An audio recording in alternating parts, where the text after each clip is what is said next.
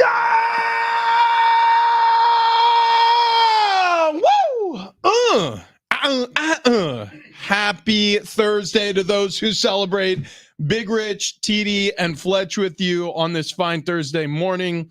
And it's been a busy news day, not just locally in the sports scene, but nationally as well. So a lot of really interesting, tasty storylines to get to. But before we get to anything, just want to do a little pulse check on the health of the show.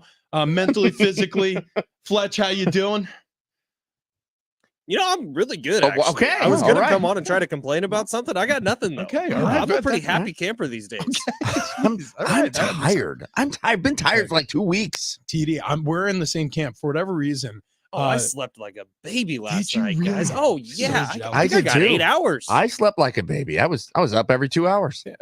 Yeah, that's how babies really sleep. Wait, you're gonna find out the hard way soon here. What Fletch. age do I have And to start? congratulations, Yeah, by congratulations. the way. You and Kendall expecting your firstborn No. child. What age do I start like waking up to pee in the middle of the night? Oh, 'Cause that's well, never been a part of my life. that's interesting. I want to say it was probably around 40.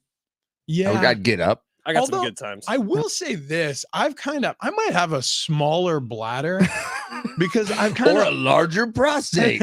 yeah, or a gigantic prostate. No, because I mean, even when I was a kid, I would wake up in the middle of the night to pee.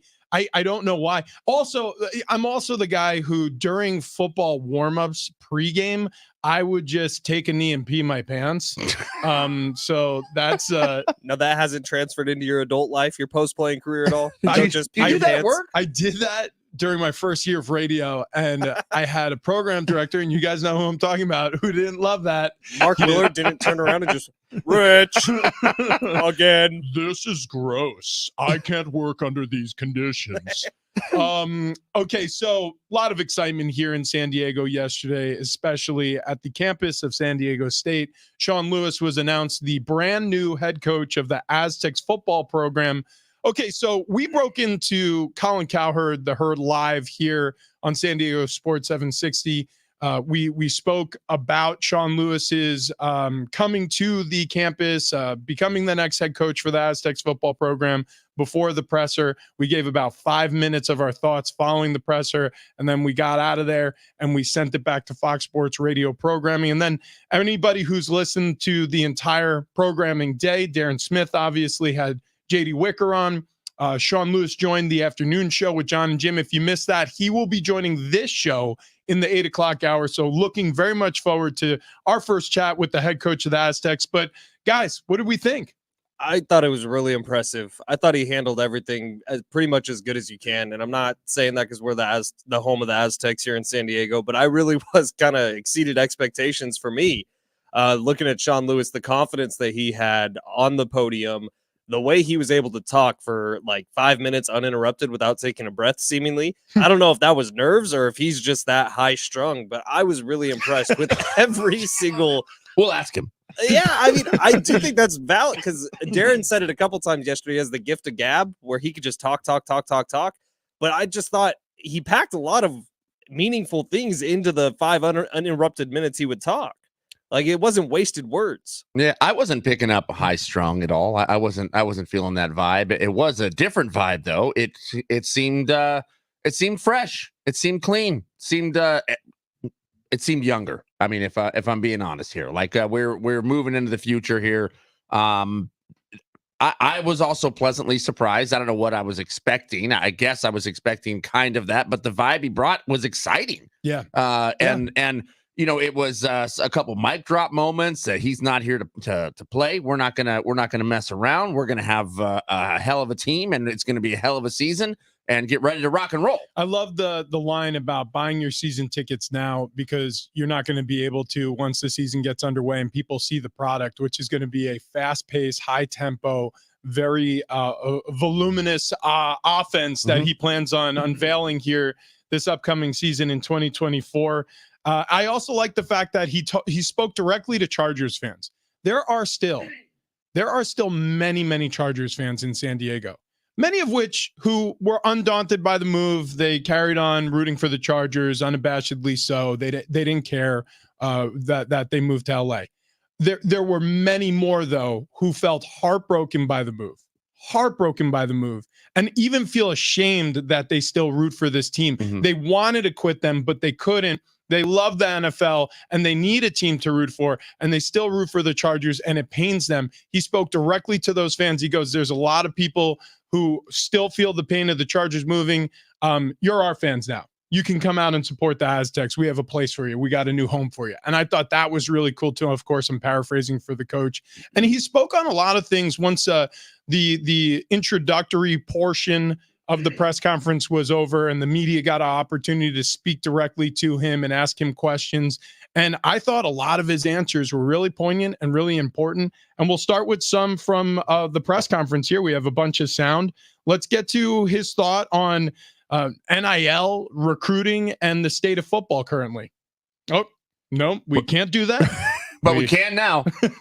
Yeah, a lot's been made about my age and the relatability of that, and maybe so that I can sit down and play PlayStation with the kid and earn a commitment off of that like I've done in the past that maybe others can't, right? But I think the biggest thing is to be adaptable and to be innovative, right? And so we entered into this landscape and we entered into this space, and we're all still figuring out the best way to navigate these waters, right? So having a team around you that we already have in place within the university, but then within our building, right, to where you challenge people to think outside the box. How can we do this better than anyone else? Because right now, in a lot of areas in the NLI space and the way the portal's being utilized and everything, we're all pretty much on equal footing, right, that we started on not too long ago.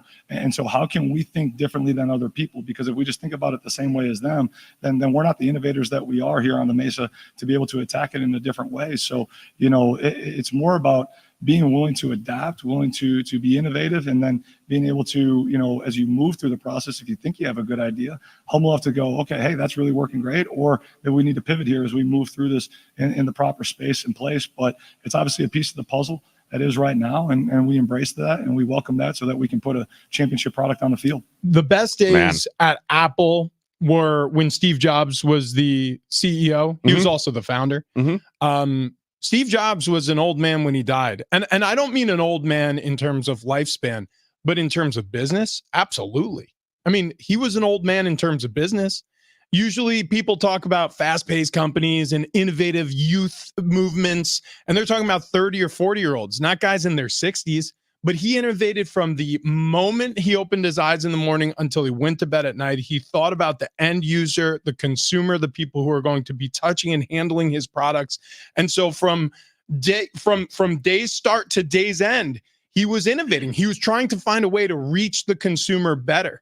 There are certain people who possess that will their entire life. And there are certain people where, look, time passes them by. And they get stuck in their old ways and they're traditionalists and they don't want to move into the next generation. And that's okay too. The world has a place for that too. And sometimes that can be successful in certain industries, but in college football right now, that is not the case. So hearing from Sean Lewis talking this way, it excited me. It really did. It's funny as you bring up Steve Jobs. Steve Jobs was very much there's got to be a better way type of guy. Where if he's holding a phone in his hand and he was thinking, well, wouldn't it be great if you could just touch the screen and something would happen? There's got to be a better way, and that's kind of the same feeling that you got here from Sean Lewis of if something's not quite working, he's not afraid to change something. He's not afraid to try something different.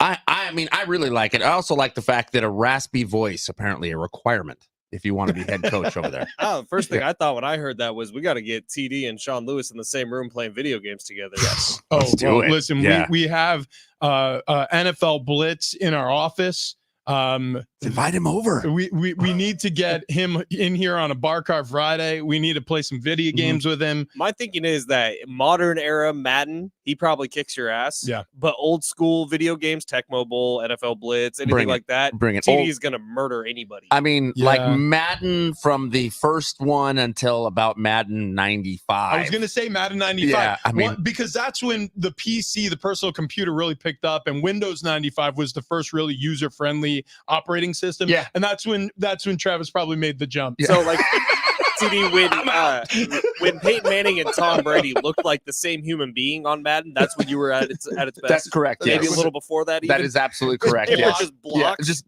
that is. He looked like Listen. a single block Lego piece. Look that up, by Listen, the way. that That's what was Travis very Dale looks fun. like. That's very fun. It was a good time in video games. Good Lord. Yeah, listen, this is a new era for the Aztecs. A lot of people forget because it's 2 seasons ago, and the reason why they forget is because the news cycle moves so fast these days. How important this time is in Aztecs football history, or I should say in the lifespan of this football program. They got a brand new stadium. Oh, yeah. Snapdragon Stadium is this gorgeous a shining jewel in the Mountain West right now, and who knows what the conference is going to be named here this upcoming season, whether it continues on as the Mountain West or with the scheduling alliance that's been presented with Oregon State and Washington State, they rename it, whatever. Buff Boys of the West. Did you just say Rough Boys of the West? I said Buff, but Rough works too. You had that. Do you remember those? Remember the Bad Boys stickers? Oh yeah, it was like this little. It was like a kid flexing. That's what that reminded me of. Or like peeing onto it's like peeing on the Ford symbol. Or, that was Calvin or so Calvin any of Hobbes. those work. I mean, I like Mountain Pack. I like a lot. But now we have a logo. Now we may have a name. Things are moving in the right direction, guys. That's right. And for this program too, because that stadium's very important as a recruiting tool. As a matter of fact, Sean Lewis spoke on that at his press conference. Here's what he said. Right. I mean, this place and space that we have right here should be the best home field advantage, the best competitive environment in all of college football. This is an intimate venue to where our alum, our fan base, the Chargers fans who are looking for a team, we're your team. Come on board and come down here so that we can make this place one of the best venues to be, and to where it's our fans are going crazy when we're out on defense, and we can drive up the number of false starts for the opponents, and then please be quiet while we're working so we can do our thing. But I do remember back in 2013, again, just the quality of life, the sunshine, right, and the energy and enthusiasm, even though it was in a different venue, of how passionate the fan base was, and the physical nature and the discipline that team was, that we went against. And again, those are things that as we move forward in this beautiful home, and as we refine the brand just a touch, right, that'll still ring true, that we're going to be disciplined, we're going to be tough, we're going to be explosive, we're going to have a whole heck of a lot of fun, scoring a lot of points, shutting people out, and playing a fun and exciting brand of football. So again, get your tickets, come on down here. And this is, exceeded all expectations. Google does not do this justice when you try and do the Google image search to see how wonderful this is. Yeah, it was there at Snapdragon Stadium giving his remarks there to the media. And so when you think about Snapdragon and you think about the football program currently, you don't really think about the home crowd having a great effect yet. However, I will say, even with that place filled as much as it has been recently for home games for the football team, it gets loud in there. Yeah, it does. When you get that place even a third of the way filled, even 2/3 of the way filled, that place gets loud. So if you can fill that place to the rafters on a consistent basis, and you play 6 home games in front of your San Diego crowd, and they're backing you and behind you, it's going to be one of the hardest places to play college football in this country. I was having a conversation with a couple of salespeople yesterday after the press conference, after everything. They were listening, and they were asking me what he meant by that statement specifically. And I was like, well, if the offense is putting up 400 yards a game, there's going to be people in that stadium. If it's an exciting enough environment, it's going to be packed to the rafters, because of the fact that this year it wasn't, and people are looking at that and pointing to, well, the Aztecs fan base doesn't show up for Aztecs football. I'm like, if you give them a reason to, they will. We know what this city does. Petco Park, when I first moved to San Diego, was not full once. In fact, there were games I could go to where I would buy tickets up in the 300s and be able to just walk around the park and sit anywhere I wanted. This past year, 3.2 million fans walked through the doors. San Diego is a sports town. San Diego can fill a stadium. You just have to provide the entertainment factor. Yeah, and Sean Lewis kind of gave that exciting feel that we saw with Coach Prime, right? I mean, it wasn't as over the top, but it was very much a confidence level that was there that you see from Coach Prime. And I kind of wondered, did he pick up on that? Kind of get some tips on how to talk to the media or how to talk to the fans? I have not seen any press conferences with Sean Lewis prior to coming over here. So I kind of wanted to look and compare and contrast, because I thought it was great. It was great. I mean, he just did a fantastic job. And look, if all of a sudden this team is putting up 400 yards a game and 40 points plus a game, there's going to be a lot of eyeballs on San Diego, which includes television cameras. Well, and you mentioned that time he had spent on that previous staff with Coach Prime. He had mentioned that he learned a lot. He picked up a lot from his predecessors, from the coaches that he coached under, Dino Babers at Syracuse and Coach Prime. Some of the things he learned about how he gave some transparency into his football program, and he welcomed people in. And I think, and I hope that's how he's going to run his program here, because I think it helps. Look, this is as much a media enterprise as it is a football team. Yes, you are playing and there's X's and O's and you need good recruits and you need a good product on the field and you need wins. That's true. But you also need excitement. And I think that he is going to try to corner the market here in terms of sports excitement. Let's play this last clip because I thought it was an interesting question from John and Jim. He appeared on their show yesterday after the press conference here on San Diego Sports 760. He'll also be jumping on the show here in the 8 o'clock hour if you missed us talking about that. So be looking forward to hearing from the head coach of the Aztecs here later on our program. But here he is talking about the future coaching staff on the Mesa. No, I mean, we're working diligently to get our leadership in place. I truly believe that leadership is a difference maker, and I want to make sure that our team is in place as fast as possible. But again, having been a head coach in the past, I don't want to do that at the expectation or, because of a timeline, or you do it so fast just to get it done. I want to make sure that it is done properly, and I want to make sure that we have the right pieces in place with the right people to do the job that we need to do. So, there's some people that all day long obviously have been reaching out, and there's guys that I've done really good work with in the past that will get to, campus as fast as possible, but we're going to make sure that we have the right guys in place. And that's the most important thing. That's the priority for me, is that, the coaches and the men that are going to be leading our young people are the best for this opportunity, and not necessarily doing it in any sort of timeline or as fast as possible. Yeah, so he didn't name names.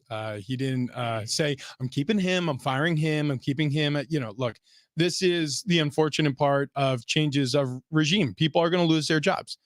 Everybody's big boys over at that campus. Every single one of those NFL coaches know what they signed up for. I promise you. And I spoke to many of them. Final game of the season, Fresno State.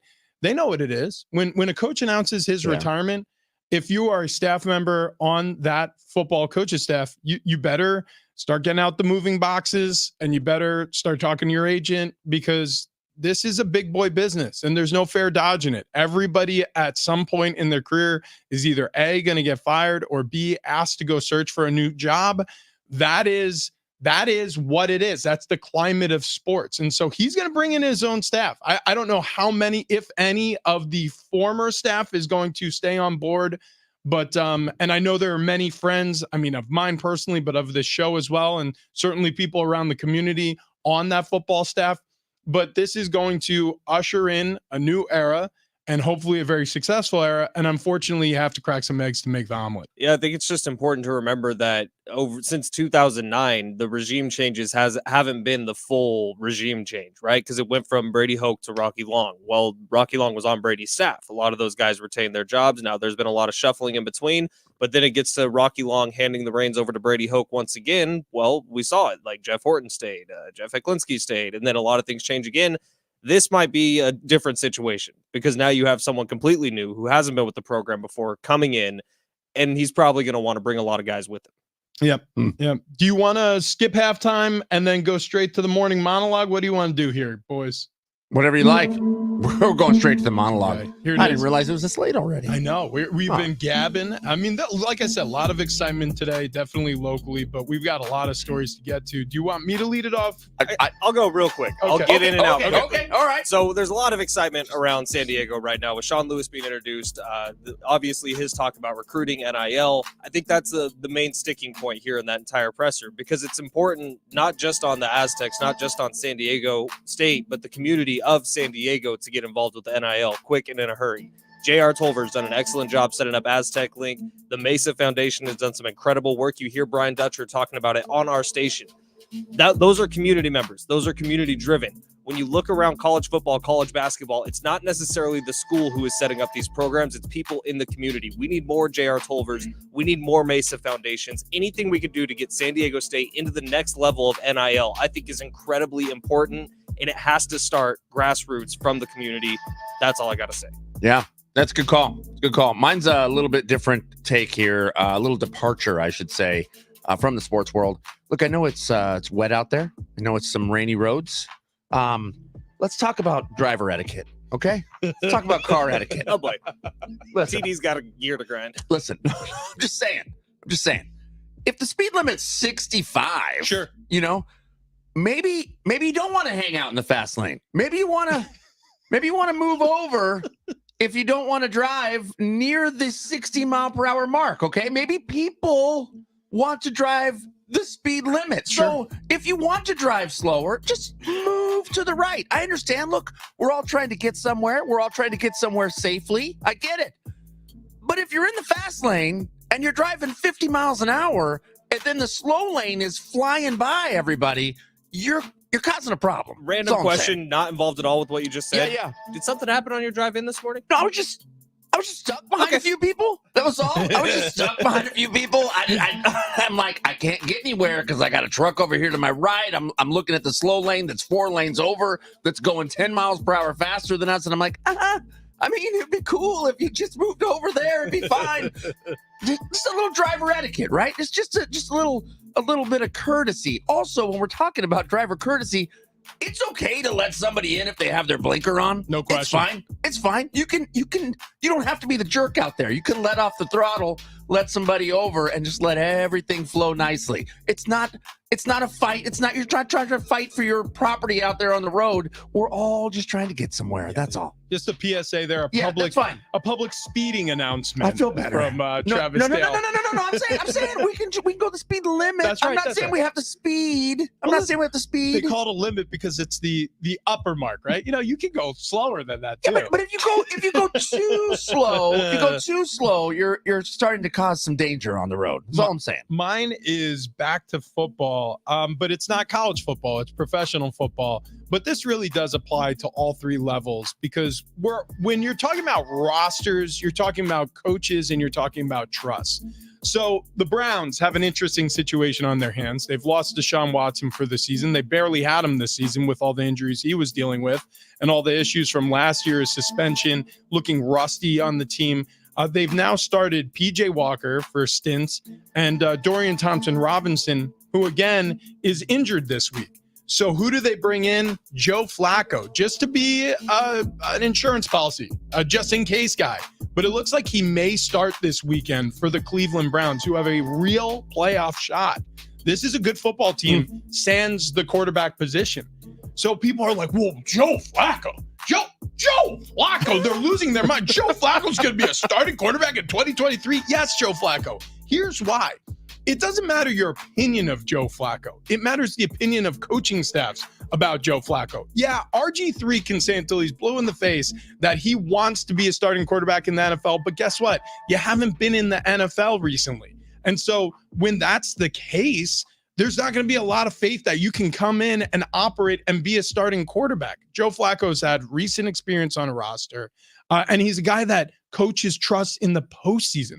Look at that Super Bowl run. Look at his postseason stats. Joe Flacco was a baller in the postseason. Now, we are a far stone's throw away from the last time Joe Flacco was in a postseason. But coach's trust level is the only thing that's being factored here, right? Yes, I know there's a Colin Kaepernick out there still looking for a job in the NFL. I know RG3 has said on his podcast almost ad nauseum at this point that he can still play football. But that's not how this works. It starts with trust, and you have to have a quarterback you trust to get into the postseason. Stepmom Lauren's coming up next, going to set your fantasy football lineups for week 13. But I want to tell you guys about how handsome you both look. Thank you. Look Wow. at you Thank both. you. About It's been a minute since I heard it. skinny, handsome boys, and that is thanks to sdfatloss.com. 858-665-3211. They couldn't quite do anything about the faces, but the bodies are Everything looking else. fantastic. Yeah. So if It you want a happens. free consultation today and you want to look a little better for your holiday parties coming up, 858-665-3211. You might think, well, how much change can it make? It really in like the next 3 weeks before the holiday parties. Turns out a lot. Like the three of us lost 10 pounds within like 8 days. So make sure you get on over to sdfatloss.com. If you want to fit into those sweaters, if you want to look a little bit better for the first time you see your family in a long time, 858-665-3211. The consultation is completely free. You don't have to sign up for any meal plans, counting points, no counting calories, no prepackaged meals, no hormones, no drugs, no injections, no surgeries, just good old-fashioned dieting and weight loss. sdfatloss.com is where you got to go. The number to call, once again, 858 665-3211. Talk to Wayne and Chloe today. It's a completely free consultation. You got nothing to lose but the unwanted pounds. I like that you gave people a pause there to grab a pen. Yeah, I did. That was really It was good. nice. They're completely intentional. And my phone went black. We also have a 4-pack of tickets to give away to SeaWorld San Diego's Christmas celebration. So be looking forward to that. Also, Sean Lewis, head coach of the Aztecs, he's going to join us on the program later on. Mark Johnson, the voice of the Buffaloes, that's Sean Lewis's former team. We're going to ask him about embarrassing stories so we could embarrass the new head coach of the Aztecs football team. Hopefully we find something out like, he doesn't change his underwear on game days. Let's get wearing the same stinky pair since 2018 with the Kent State Golden Flashes. We're going to get some the guy dirt. reeks when he walks around. Is that not cool to do? You know what, Fletch? We got to talk to you about something at this break. But coming up next, we have Stepmom Lauren. She'll get your fantasy roster set up for this NFL weekend.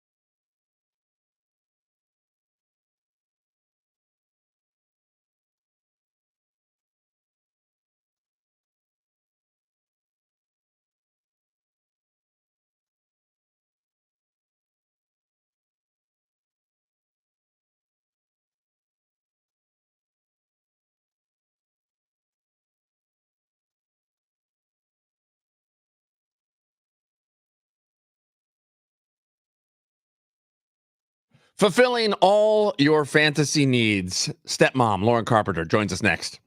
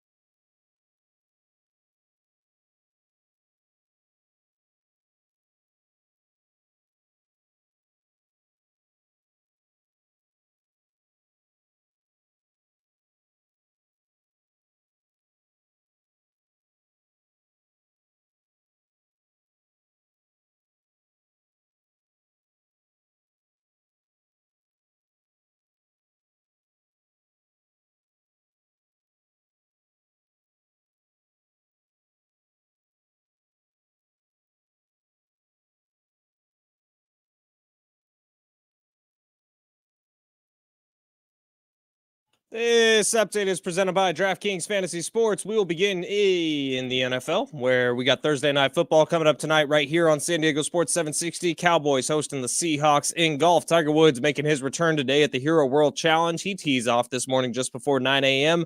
And on the Mesa, Sean Lewis officially announced as the head coach of the San Diego State Aztecs. He will be joining the show at 8:10 this morning. Check out what DraftKings has to offer this season with Code Sports, because life's more fun when you're in on the action. DraftKings, the crown is yours. Gambling problem? Call 1-800-GAMBLER. Age and eligibility restrictions do apply. Void where prohibited. See DraftKings.com for details.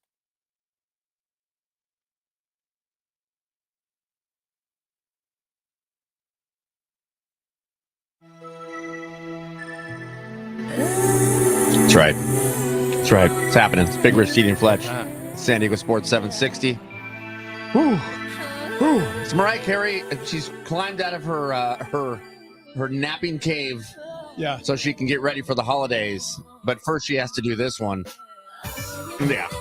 She's got to fulfill the fantasies here. Woo! Gosh, I love me some Mariah in the morning. That's good. In fact, that should be a segment. Mariah in the morning right here on Big Rich, Edie, and Fletch. Good idea. We'll step aside from Mariah to welcome in Lauren Carpenter, our fantasy guru. Stepmom Lauren on X or Twitter. Stepmomlauren.com for all of your fantasy information. That's football, folks. Do not be confused. And don't you dare type that into Google. You will come up with very, very different results. We always caution our listeners there. How you doing this morning, Lauren? I mean, I made it. Hungover. Yeah. Okay. So No, and I wish that's what I was dealing with, because I can rock a good hangover. This is stressful. Wow. Okay. So can we talk about what you were up to yesterday? Because you gave me a little bit of the So Lauren's husband went under the knife. What? Yeah. Again. That was What? fun. Yeah, 6 What- months ago, he had a full rotator cuff repair. He's got like 5 screws, like all sorts of. I mean, a 2-hour surgery took 4.5 hours, and I'm like, do I call my children? Do I, like call a lawyer? Where is my husband? It was absolutely insane. So, come to find out, his other shoulder, his right shoulder, is also super messed up, and he was actually Oh, like pushing in a dresser drawer, and his like bicep and some of his tendons just severed. So. Wow. whoa. That's Yeah, why I 6 months tell later. Yeah. that's why I tell my wife I refuse to do laundry Yep, because it's a contact sport. We're Oh, gonna I hang do all the everything. laundry. He was just getting a shirt out to wear. Yeah, that's what happens when you drop a four-wheeler on yourself, when a ramp breaks. Ooh, Oh, oh my Yeah, goodness. it was really bad. So Wow. surgery was yesterday. It was successful. Painkillers are only barely scratching the surface. He is miserable, and I feel terrible for him because there's nothing I Oh. can do. It yeah. sucks. No. Lauren, you guys go like rock crawling and such? Is that what you're doing with your four-wheeler? Yeah, we actually have some property and we have four-wheelers and dirt bikes, and it backs up to a nature preserve, and there's this beautiful trail that goes all along the nature preserve. So we take the four-wheelers out there, we dirt bike out there, and we needed to get it serviced. So trying to get it up on the ramps, ramp broke, the strap broke on the ramp, and Ooh, husband on Jeez. top of said four-wheeler wow. crashed into ramp, then onto the driveway, and then four-wheeler fell on top of him. So So you it was a talk freak about accident. shoulder injuries. Your husband and Deshaun Watson have so much in common. Right. Well, he actually works. So Right. Yeah. Deshaun does not. Good. That's Yeah. good. Since No. signing his $230 million fully guaranteed contract right. with the Cleveland Browns, he's right. barely played football. Yep. And now I mean, I want that gig. I mean, I can do that. Like that's, Samesies. Joe Flacco may be the starter. So I'm assuming on all of our fantasy football rosters, should we have the Flack is back? Should we put him as a starter? if you are super desperate, I mean, I guess, but no, I would avoid that at all possible costs. We have a really rough week. I think the NFL hates fantasy football, and I don't know why, because we bring in a lot of revenue and we also bring in a lot of different audiences to this beautiful sport that we know and love. So why are you putting 6 teams on a bye in week 13? This is brutal. And Mhm. not only just 6 teams, we have the Ravens, the Bills, the Bears, the Raiders, the Vikings, and the Giants. Boo hiss. But these are really, most of these are good teams with really good fantasy producers that we don't have 2 weeks before the fantasy playoffs. This is brutal. This sucks a lot. No doubt. No doubt. You know, it's been a pretty good fantasy producer, Sam Howell. We keep him Yes, as a he starter. has. I would absolutely. I would keep him as a starter. The matchup isn't awesome, but again, desperate times call for desperate measures, and he finds a way to get it done. Usually, he will use his legs, he'll scramble, he'll find some way to at least be competitive. Fantasy football does not reflect real football, which is why I like it. So, just because the Commanders aren't necessarily doing well on paper does not mean they can't produce for your fantasy team, which is quite nice. I do have several names that I think you can attack. So even though we have 6 teams on a bye, which sucks, as I mentioned, we do have some really good matchups. These aren't like these are ho-hum, flip a coin. Some of them are, but most of these matchups are actually really enticing. And they're guys that you probably do have on your roster already. I do have one saved for you, Travis. That is Thank the you. sleeper you always ask me for. Thank you. It is kind of a flow chart, though. So you may need to flow chart this in order to pick up and start this guy, but we'll see. So for the quarterback position, Jordan Love is back, I guess, or maybe coming back. I don't know. He's done really well the last 2 weeks. He crushed the Lions. That was really exciting to see. So I think Jordan Love is a really good plug and play for the quarterback position. Also, Jared Goff. There is this narrative that he has these horrible home road splits. Great at home, terrible on the road. That's been a little deceiving. I was going to say conceiving. I'm tired, so don't get any ideas. Deceiving. It's a little deceiving. He's actually done pretty decent on the road. Not stupendous, but it is definitely serviceable. So I do like this matchup. Plus, the New Orleans Saints have some key injuries on defense that I think that they can exploit. This should be a pretty good game. So I do like this one a lot for the quarterback position. Running backs, we're going to attack those matchups, everybody. We're looking at the Panthers. We're looking at the Cardinals. And yes, we are also looking at the Seahawks. So tonight's game with the Cowboys and the Seahawks, I love starting Tony Pollard. Rashad White, running back for the Tampa Bay Buccaneers against the Panthers. They're atrocious against the run. And even worse than that, Both of the Steelers running backs, Najee Harris as well as Jaylen Warren, I think are great starts going up against the Cardinals. Wide receivers, everybody. Again, we're sticking with just targeting those matchups. I love Michael Pittman. He's obviously going to be a starter, but I just want to give people confidence about this. Plus Josh Downs. That's another one I think you can go. They're going up against the Titans. So I really like that matchup as well. Let's go for, I'm going to sneak in a DST here. Jags defense. All right. If someone hasn't picked up the Jags defense special teams yet, they're going up against the Bengals. This is not going to be good. Joe Burrow's out for the season. So I really like that one if they're available. Probably not, because I think people have picked up on that already, but just in case, I do like starting Calvin Ridley because Zay Jones is on the field. That leaves Calvin Ridley open to run some excellent routes, line up out wide or in the slot, wherever it is that he can go. And it really does confuse defenses when it comes to who they are going to target, which I do like. Trevor Lawrence is also playing great. I think he's a great start at QB. Also, Cortland Sutton. What happened to Denver Broncos? If anyone woke up from a coma, they're like, the Broncos are good again? What happened? I do like Russell Wilson, and I really like his connection to Cortland Sutton. This is about 3 years in the making, and it's finally good. It's good to finally see this happening. So I do like Cortland Sutton as a start as well. Tight end, I'm just going to throw this out for you real quick. Pat Freiermuth. Now that Canada is gone, thank goodness, we have some life back in the Steelers offense, which is great. And he went for, I believe, over 100 yards last week, which was fantastic. I do like Pat Freiermuth. That's a lovely security blanket I think you can exploit. And the other one too, Taysom Hill. He's everything. He's the Swiss Army knife. He's like a weird hybrid human being anyway, and then he plays everywhere. So a touchdown is going to get you a pretty decent game. But again, desperate times, desperate measures, 6 teams on a bye with excellent fantasy studs that are not available. So attack those matchups. Take a look at it. Don't just look season long, look to the past 2 weeks and also look at the past 4 weeks. And you should be able to at least have some upside plays there for you to coast you through to get to week 14. If you are one of those lucky people that don't have a problem with the Buymageddon in week 13, now is the time to stash for the playoffs. I don't mind stashing 2 defenses if you have to, or if you are allowed to do so with your roster and your bench spots. I like that a lot. Also, 2 QBs doesn't hurt either. So take a look at those matchups over the next through week 17. So next couple of weeks, and see if you can stash. But if you can't, I totally understand. This is brutal and horrendous, and I don't like it, and I might quit fantasy. Okay, sleepless night or not, she delivers every single time. That's Stepmom Lauren Carpenter. I have no makeup on. I have a hat.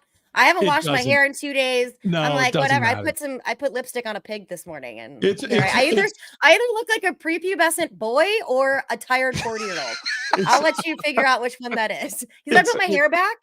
Oh, this is no. This is like some 10-year-old just took their dad's, and I drive my husband's pickup. I literally look like a 10-year-old boy that took his dad's truck out for a joyride. It's not fun. Yeah, I would pull you over. I would definitely pull you over. Yeah, no question about it. It's the All In Football podcast on FTN. Check out their YouTube channel. Also, FTN Fantasy Show on Sirius XM every Saturday morning, 9 to 11 on the East Coast, 6 a.m. to 8 a.m. here on the West Coast. Lauren, we love it. Thank you. You're welcome. There she goes, Lauren Carpenter. Absolutely awesome. There was a lot of info. Yeah.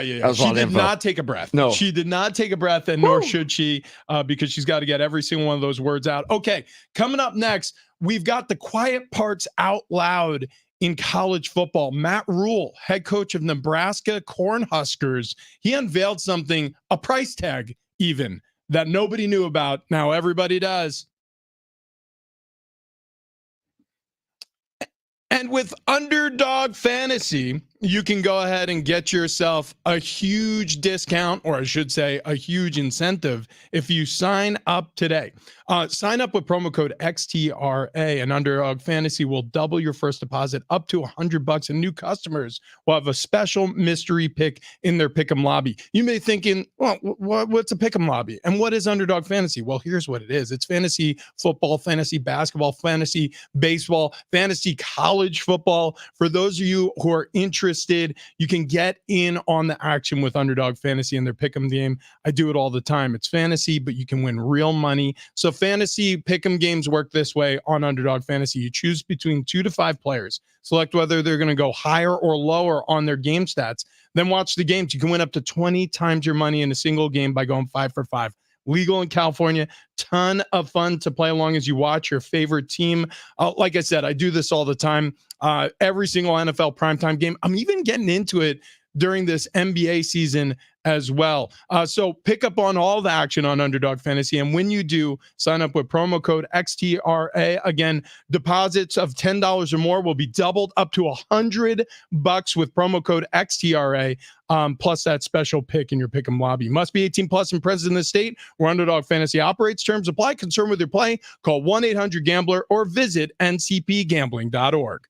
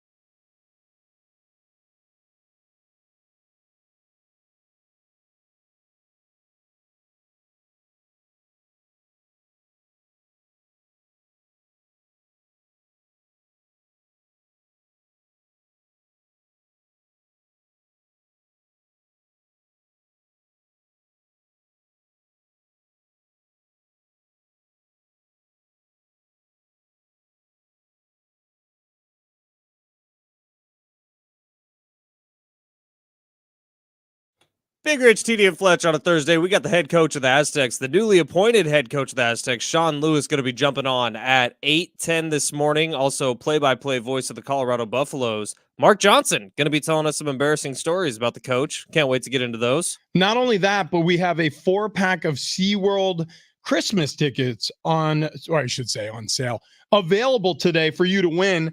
They are also on sale at SeaWorld.com, but you can get your family 4-pass of tickets to SeaWorld Christmas celebration coming up later in the show.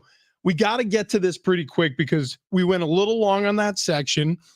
We had Lauren Carpenter on, and the stepmom had a lot to say about fantasy football this week. So here's a little sound from Matt Rule. Matt Rule, if you remember, was the former Carolina Panthers head coach, is now the head coach of the Nebraska Cornhuskers. Still getting paid by Carolina, by the way. Yeah. He's still not done on that contract. And he's talking about paying quarterbacks at the college level. Here's what he said. Make no mistake that a good quarterback in the portal costs, $1 million to $1.5 million to $2 million right now. So just on the same page, right? So let's make sure we all understand what's happening. There's some teams that have $6 or $7 million players playing for them. So we just kind of believe in doing things like the old school way, the hard way, building. But that doesn't mean we won't look at people in the portal. We did it last year, right? It just means they have to be clearly an impact player for us if they're like a 1-year player, or they have to be someone that has multiple years to get in our program and develop. So Riley Leonard, who just finished his season with Duke, is in the transfer portal. Riley Leonard had a good season, started all 13 games for the Blue Devils. And you look at a player like that, I mean, he could command millions of dollars here in this upcoming football season. Matt Rule just said it, $1 million, $1.5 million, $2 million. Like, that's the going market for a talented transfer portal quarterback now. And what's insane, Rich, is we're talking about transfer portals here. Who knows what kids out of high school are going to command? Like the top prospect out of wherever, hell, San Diego. There's a really great quarterback, one of the top prospects in the nation, right out of Carlsbad this year. What he's going to get coming into programs because of the potential. And I'm not saying this is the case with him, but how much money over the next decade is going to be wasted on high school kids who don't pan out at the next level? Well, whether or not it's wasted, I mean, it's that's part of the gamble. And you could say that in the NFL. How much money is wasted on someone they pulled out of college that just didn't pan out? I mean, a Trey Lance, for instance. Yeah. I mean, he got paid a lot of money. And he's sitting.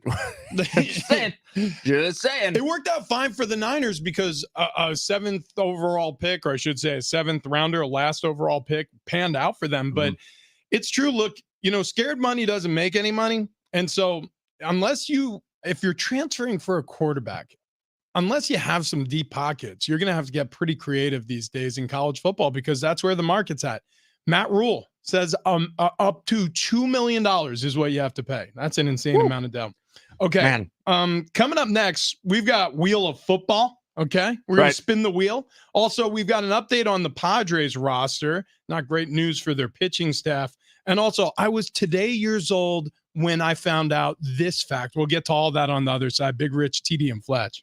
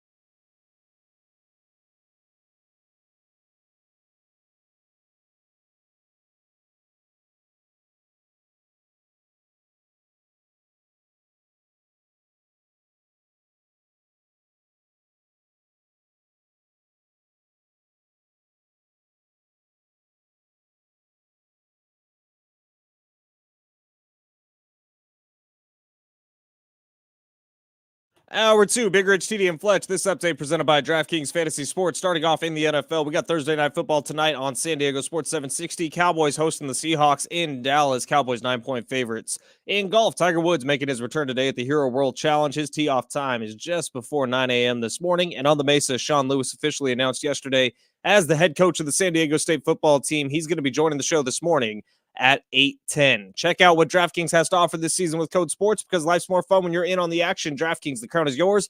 Gambling problem, call 1-800-GAMBLER. Age and eligibility restrictions do apply. Void where prohibited. See DraftKings.com for details.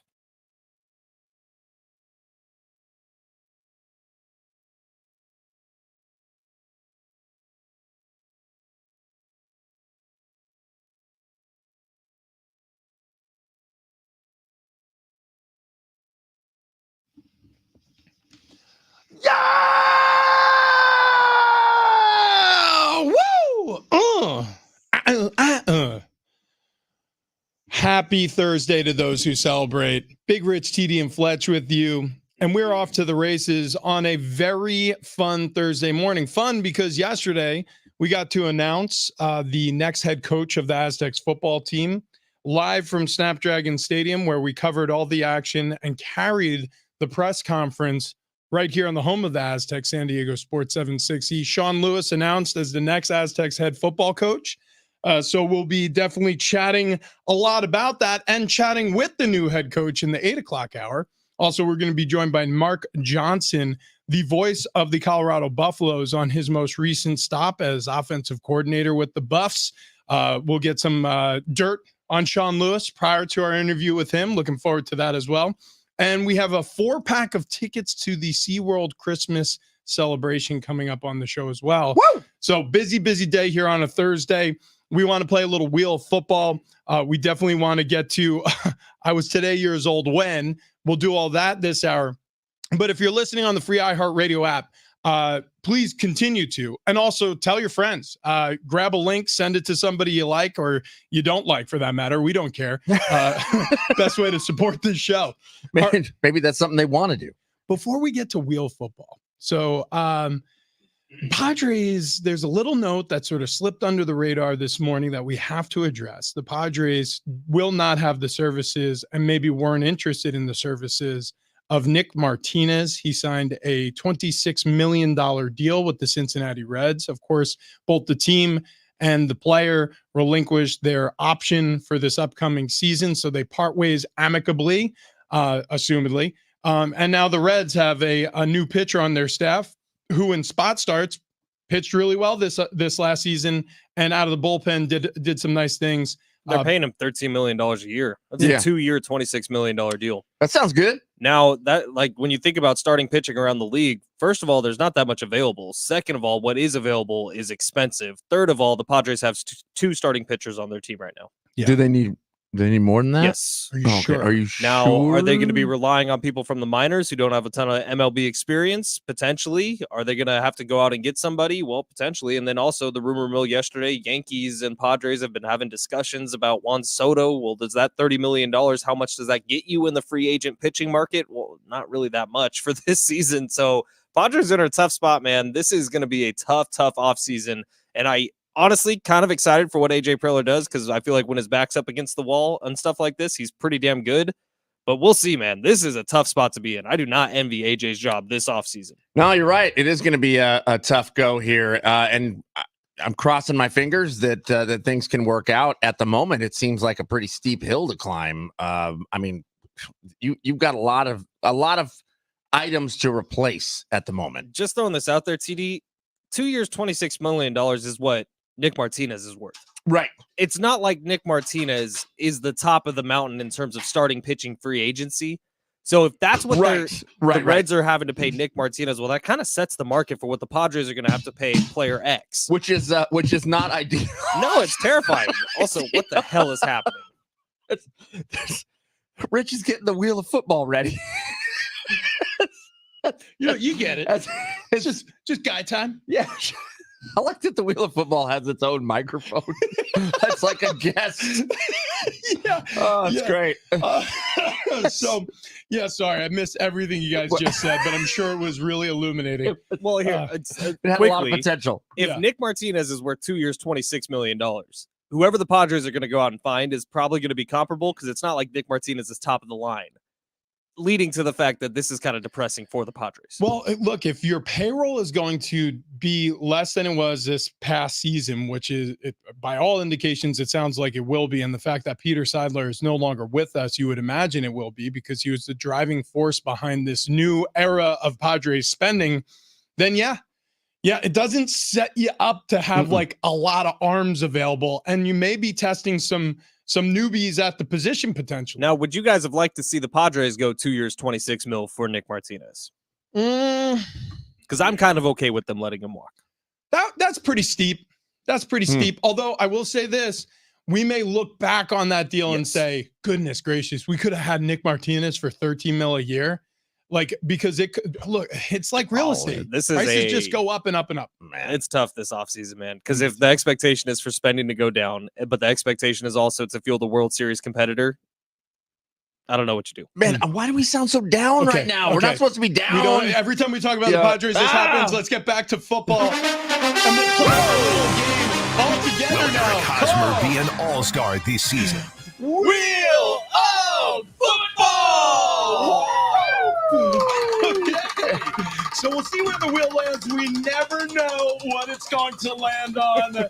And seriously, guys, this time we're going to play If the Season Ended Today edition. Who will be, let's see, the topic is Super Bowl champs. Okay. So who wants to go first? If the season ends, do you want to? What does my heart say, or what does my mind say? I want to hear both. Denver actually. Broncos is the answer for both. You nailed it, buddy.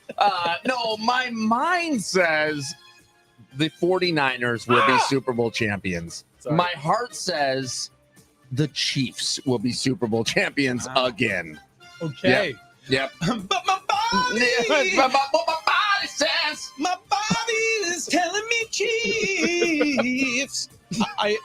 Was that trapped in the closet? It might have been. Yeah. Hip opera. I hit the falsetto. Look, the Chiefs for me. I think it's going to be the Kansas City Chiefs. Again, I go into every season the same thought process now with Patrick Mahomes and Andy Reid. Until proven otherwise, they're the champs. Fletch, what do you got?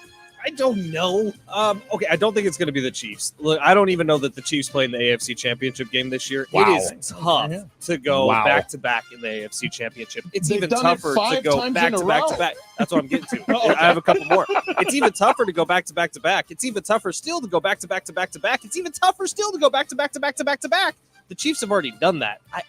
Dude, going to the AFC Championship game 6 times in a row, I don't even know if it's ever been done before. It may That's have. a good question. I don't know. But 6 times in a row, man. It's a lot of times in a row. I gotta think that someone in the AFC is gonna knock them off. So who's who's the the pick? Super Bowl champ? Niners. We knew it. Why? We knew it. I mean, hell, okay. I can't believe you did this. You made us wait for that. So long for you just to say that. I don't feel Okay. great about it. On the wheel of football, our next topic, if the season ended today edition, who would be the MVP? I think you got to go Tua. I think Tua still got the numbers. I think he's still got the juice. I would say Tua gets the win. It is Tua with this caveat. If Tyreek Hill goes over 2,000 yards, it's Tyreek Hill. Interesting. Ooh. Interesting. Okay, Ooh. mine is a little different from both of yours, and I'm glad it is because we have a little controversy here. He's gonna say it. 19 touchdowns, 5 interceptions, 3,266 yards, a QB rating of over 100. CJ Stroud is my MVP. Wow. Is there any player who brings more value to their franchise than what CJ Stroud has done with this Texans roster? That is very true. That is very true. When you're looking at the value to the team, I mean, CJ Stroud has to top the list. I also like the fact that as you started to go into the stats, Fletch goes, he's going to do it, Brock Purdy. Okay, so this is a very different question. Who will win the MVP? Who should win the MVP? CJ Stroud should win the MVP if the season ended today. He wouldn't, though. Yeah, no, you're right. And it isn't it's a narrative it's just like the Heisman. It's a narrative driven award. Spin the wheel, Travis. Forgot about that. This is This is absolutely true what you say. And also Brock Purdy. He's in the should win category, but won't win as well. Okay, next on the list or I should say on the wheel, season ended today edition. Who wins Rookie of the Year? You already said it. CJ Stroud. Yeah, Are we CJ in Stroud. consensus? Yeah, I mean, how could it not be? Yeah. No, that's on that side. Now the NFC, do they do multiple conferences? No. No, it's just one. NFL Offensive, MVP. defensive. That's right. NFL MVP, Rookie of the Year, Offensive and Defensive Player of the Year. Am I spinning? But Spin it. isn't there a NFL Offensive Rookie of the Year, NFL Defensive Rookie of the Year? Oh, yeah. Yeah. Oh, no. Wait, is there? I'm pretty sure. Yeah, I think you're right. Yeah. There is an Offensive and Defensive Rookie of the Year. Yeah, you're right. Yeah. All right, spin it. All right, yeah. Well, CJ Stroud wins both. He wins offense and defense. It's like Michael Jordan. Sometimes the best defense is a great offense. All right, Wheel of Football lands on. Yeah, it lands on most disappointing team. If the season ended today, Wow. yeah, what is the most disappointing team? I mean, I feel like there's a lot of contenders. I want my knee-jerk reaction is the Patriots. I'll go different. Yeah. Cleveland Browns.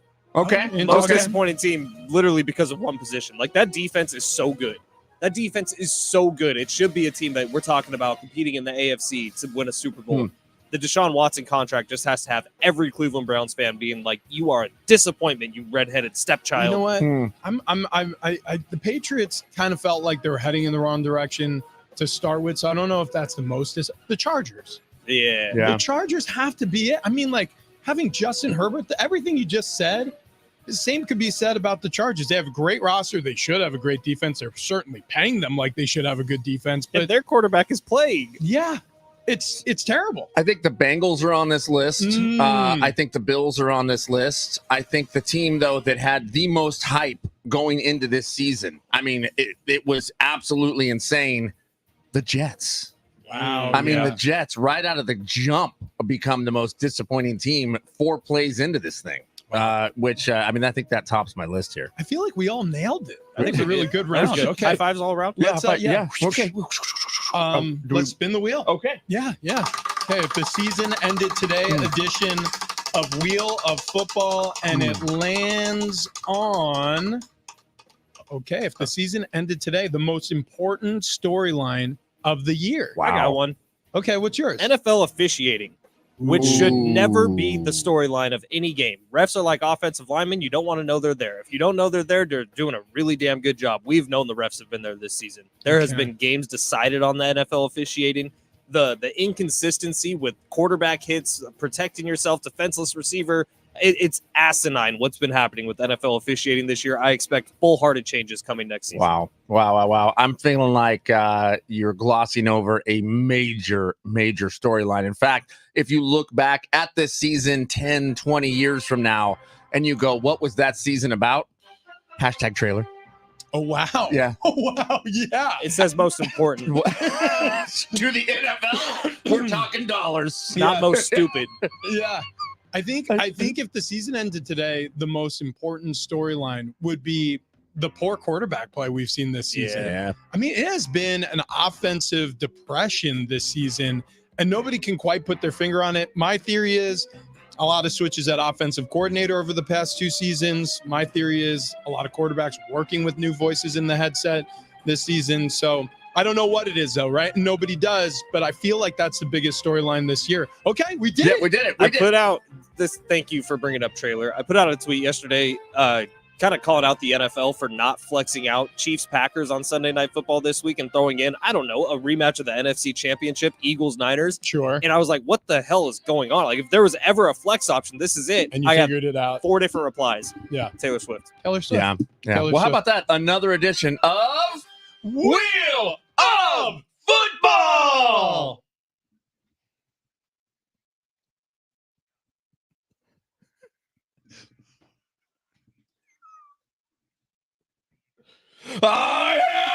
Oh wait, no, not that. No. Thursday Night Football tonight. Seahawks at Cowboys. Cowboys only favored by 9 in this one. And according to Ian Rappaport, after a whirlwind of 24 hours of plane trips and lunches with GMs, former All-Pro linebacker Shaquille Leonard is going to take the weekend and decide between either playing for the Cowboys or playing for the Eagles. Okay. And the How about boys, that? by the way, you're going to hear that live on San Diego Sports 760 as we carry primetime Cowboys football here on the station. Yay. In the NBA, Lakers beat the Pistons 133-107. Clippers topple the Kings 131-117. Did I screw up a name already?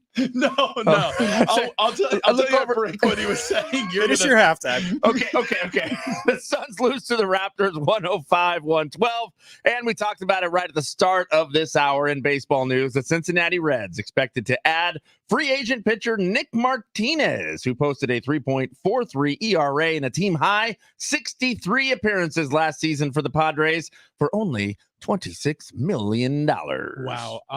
Absolutely insane what's going on. So much to keep up with in sports, but we depart from sports before we catch up with Mark Johnson, voice of the Colorado Buffaloes, Sean Lewis's last stop before being named the head coach of the San Diego State Aztecs football team.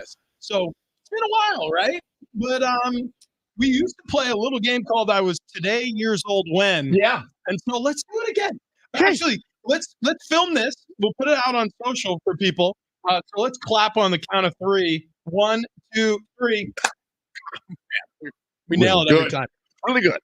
Okay, let me lead us off here because everybody has heard the phrase "be there or be square." Right. Well, I was today years old when I found out that you're square because you're not around. What? Yeah. That makes sense. Around.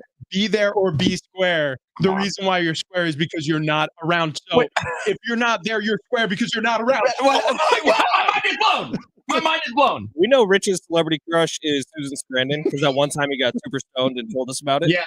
CD, do we know your celebrity crush? I don't know. It was brought up around Thanksgiving time. We had family down there. People were asking me this for some reason, topic of conversation. I don't know. Reese Witherspoon, maybe? That's not bad. That's a strong pull. No, I will say for a long time, mine was Kate Mara. Kate Mara, who was in the movie Shooter with Mark Wahlberg. That's where we were first introduced to her. Wow. That's when I started stalking her. Yeah, basically. And then she was in that popular Kevin Spacey Netflix show, House of Cards, you know. Yeah. Did you guys know that Kate Mara and her sister Rooney Mara are the daughters of the Steelers owner? The Mara family. What? I was this second year old, actually, when I found that out. Wow. How about that? Wait, both actresses are daughters. I didn't even know they were related. Oh my god! I had no idea. New York Giants. Well, all right, they have it. You guys ever watch SpongeBob? Yes. Okay. So SpongeBob, when they show his parents, I don't know why. I never questioned it. I never thought about it. I always thought they were like cookies. They were brown and round. No idea. Oh yeah. And they look like Chips Ahoy cookies. Yeah. I was today years old when I found out that SpongeBob's parents are not cookies. They're old, dried out sponges. Oh my god! I had no idea. This one, this is me. Never watched SpongeBob. Oh wow. How did you not watch SpongeBob? Go back and look. That makes so much What, sense. right? Yeah, they look like pecan sandies. They look like pecan sandies. Exactly that. Holy 100%. smokes. My Yeah. mind's blown. All right. How about this one? This one's really going to rock your world. It goes all the way back to elementary school. Okay, I was today years old when I found out that the division symbol is just a blank fraction with dots where the numbers are supposed to be. Hold on. Dot, line, dot. It's a So fraction. it's like 10 divided by 5, numerator, denominator Holy smokes. equals 2, I think. No, it's not. Math You did is it. so dumb. That's really what that is? Yeah. I'm shook. Yeah. I'm shook. They have it. I was today years old when I found out that buttload is an actual unit of measurement. You shut your mouth. Buttload is 126 gallons of wine. It's like a smaller barrel. Wait, why? That's what they call a butt of wine. So if you have a buttload of wine, you have 126 gallons. Do you know what they call the hole in the wine barrel? Nope, I do. No. I do. It's a bunghole. It is. It's a bunghole. It is. Okay. So That's fine to say. The other one's not fine. it's a bunghole. What's the other one? Yeah, whisper it Yeah. over here. Oh, that is true. Yeah. That's not what they call that. I figured that's what it was. Oh, yeah, a buttload is the why? Okay, if a buttload is how much, I thought the conclusion drawn was a fair one. Well, it is fair. A There it is. buttload. How many gallons? 126 gallons. Okay. Yeah. Yeah. So How if you about want a butt of wine, And Tony, keg and bottle, locations all throughout San Diego County, we could use a buttload of wine. it turns out Josh Allen has thrown a buttload of interceptions. That Yes, has it really happened. has. We have Thursday night football coming up. That was a lot of fun. We gotta get back to that more often. I was today years old when. Okay, well done. We learned a lot. We did. Thursday night football coming up today. You mentioned it. Cowboys 9-point favorites. You're going into this game against the Seattle Seahawks. It's a heavy spread, and this is the boys at home, correct? This is being hosted in Dallas. That's good defending AT&T. Yeah, he is. I mean, Especially against not great teams. now, Actually, I'm going to look up the split because it is sizable how well he performs when Is it just weird that the Cowboys play at home more than any other team in football? he's at home. We just see him. It just feels like they're always there. they get 12 home games. That's right. Yeah, they only play 5 on the road. Yeah, no, by the way, something that I put in the wrong spot. Let me see here if I can put it back in. Bailey Zapp. Zappy. Oh, Zappy. Yeah, is yeah. what I meant to say. Taking reps out of New England. Okay. Yeah. Yeah. So, well, I mean, it's the end of Mac Jones. it's not going well for Mac Attack They're both Jones. awful. Well, yeah, they Well- haven't played well. Like they split time last week. Was it last week? And they both threw terrible interceptions. I mean, awful. Yeah. Bailey Zappi is definitely a backup quarterback. That's what he looks like in this league. Mac Jones, unfortunately, their starter, Third string quarterback. is also a backup quarterback. So Yeah. the Patriots right now, they have some serious struggles at that one position, but it doesn't end there. They also had some critical injuries on defense. They have nobody to throw the football to. They have a poor running game. So unfortunately, that's the tail of the tape there. All right, looking forward to talking more NFL, but we want to get back to college football, specifically what's happened here on the Mesa. San Diego State named their new head coach, Sean Lewis. Okay. He formerly worked for the Colorado Buffaloes as their offensive coordinator. Well, we have the voice of the Buffaloes, Mark Johnson, joining us next. But before we do that, I want to talk to you about the Good Feet store. So if you struggle with back pain, knee pain, hip pain, maybe some foot or ankle pain, even neck pain, if your posture is bad, these arch supports at the Good Feet store, they can improve your life. And I really mean that when I say that. You go in for their free fitting and the test walk. You try out these arch supports for the first time. All of a sudden you realize like, oh, this is the way I'm supposed to walk. It's actually an improvement, an immediate improvement. And then you wear them over time. First week, second week, third week, you start noticing, oh, my pain is decreasing. Like, so my big struggle, my chief complaint was lower back pain. That has virtually disappeared. I also had a bad knee from a torn MCL. That feels amazing. My feet have been a mess, my ankles. I was starting to get hip pain so bad, I was going to go in and get an MRI. That has disappeared. So if you're struggling with lower body joint pain and you're like me, and you're maybe starting to think about surgery as an option, stop by the Good Feet store because it is helping people live the lives they love for 30 plus years, 200 plus locations in the US and overseas. Head to goodfeet.com for more information and to book your appointment today.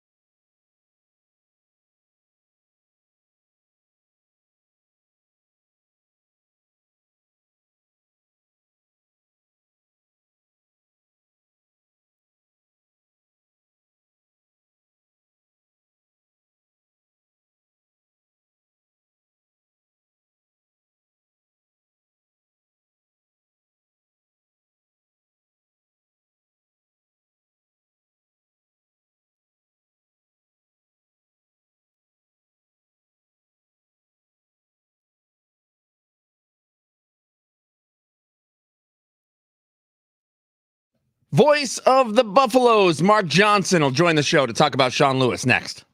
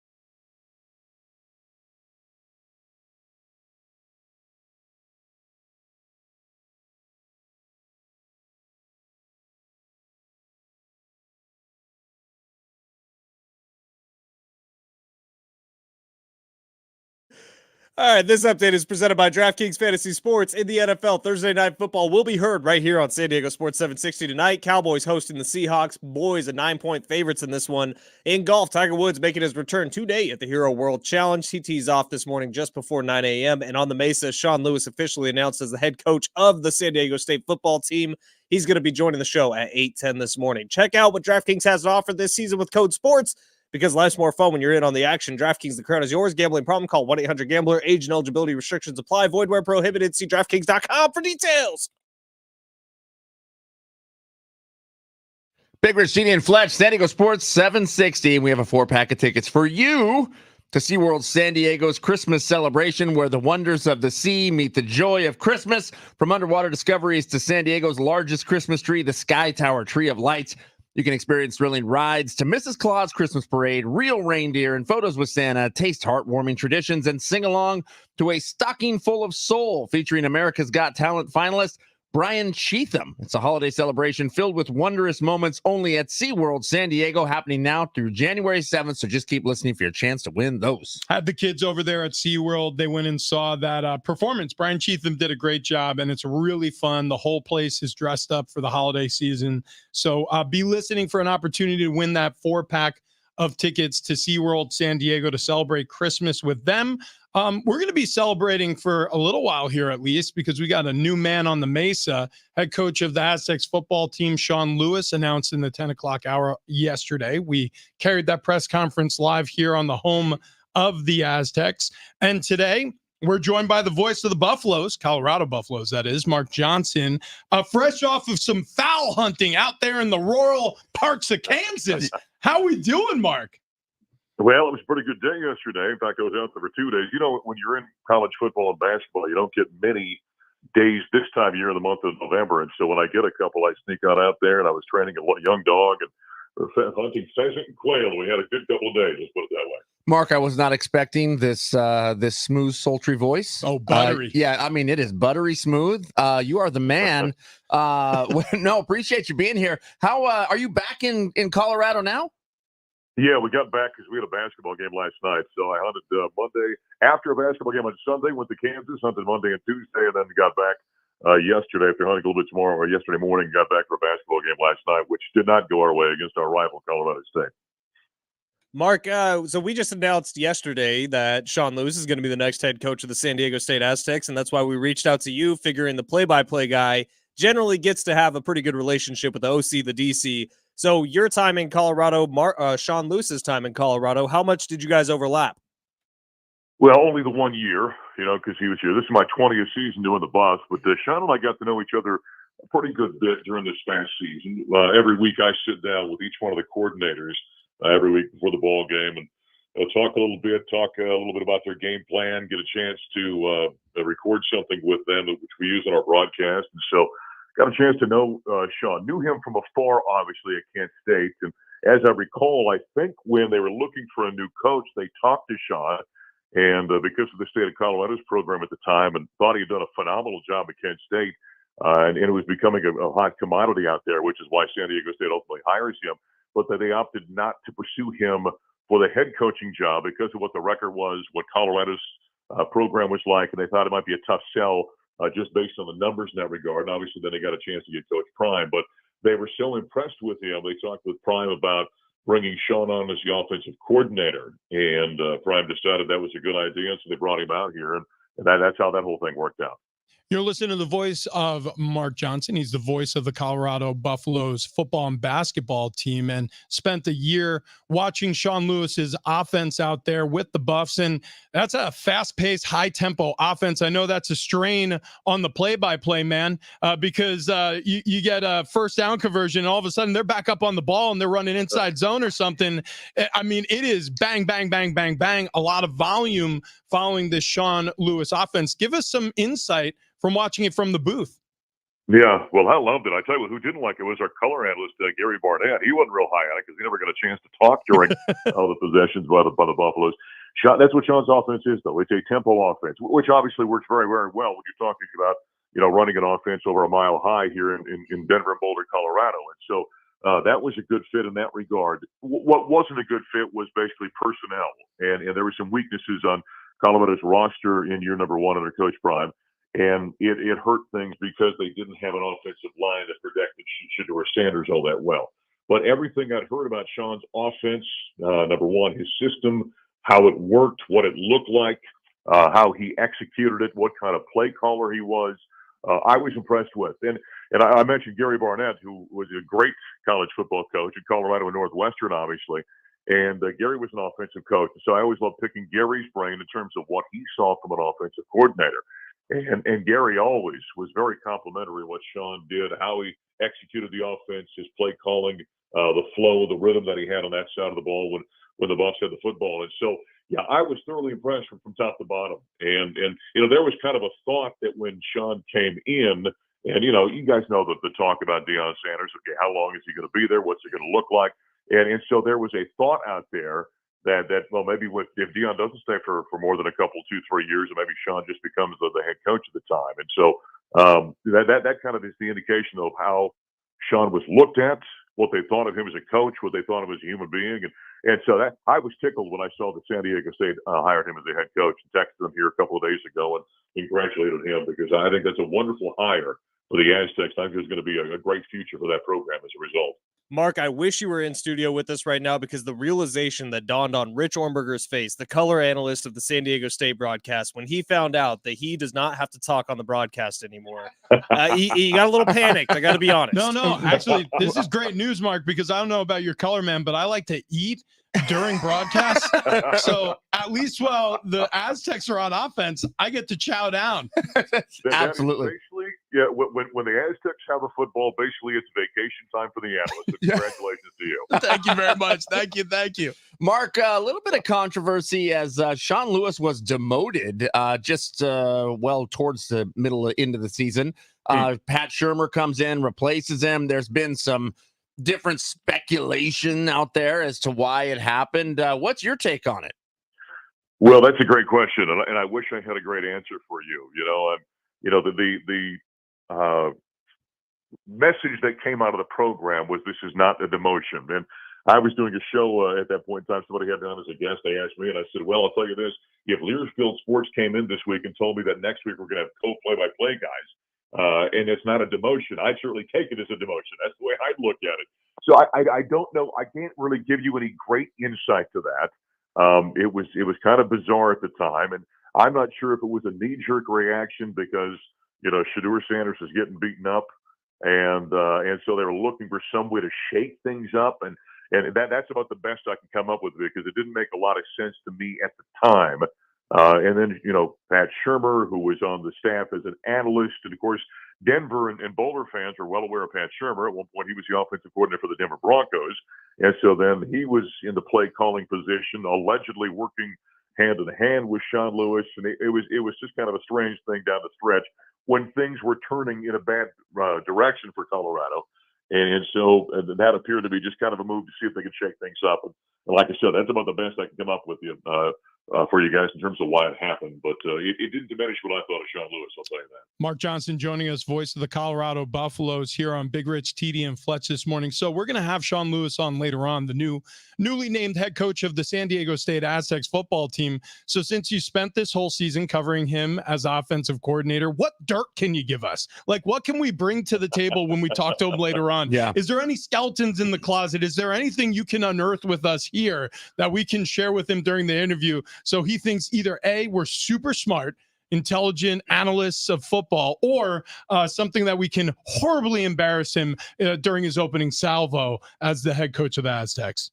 Well, here's the sad bit about it. I'm not nearly a good enough investigative reporter to come up with that kind of dirt in the short period of time I had with them. If we would have been 5 years deep into this, I'm sure I could have given all kinds of nasty information about Sean Lewis. But it was just a few months he got here, and I've talked with him a couple of times during spring ball when he got here, and seemed like a nice enough guy. And then when we got to the season and did our weekly conversations, but we didn't know each other well enough to get that kind of information. So. Outside of the fact that he was at Wisconsin, being growing up Big Ten country like I did, we didn't like the Wisconsin Badgers. I guess that was the one thing I could give him a hard time about, but there wasn't much beyond that, I guess. Yeah, you and me both. Mm-hmm. I was a Nittany Lion in my past life, and so we would go out there to Madison and beat up on the Badgers. So you and I are kindred spirits there. Hey, did you bag any pheasant, any quail? Oh yeah, no, we had a good day. In fact, on Monday. I ended up getting, by the time it was all said and done over the 2 days, I think as a group, we got about 15, and I got 4 on Monday, and I think 3 or 4 on Tuesday. So, yeah, I did very, very well. I was very happy coming home. Nicely done. Baby. Nicely done. Yeah, Look at you. Stocking up for the Christmas season. Everybody's going to be eating a little bird on the Christmas table. Hey, Mark, this was absolutely awesome. Thank you for joining us on short notice, and we'll do it again at some point, I'm sure. Real quick, Mark. Real quick. Do the Broncos make the playoffs?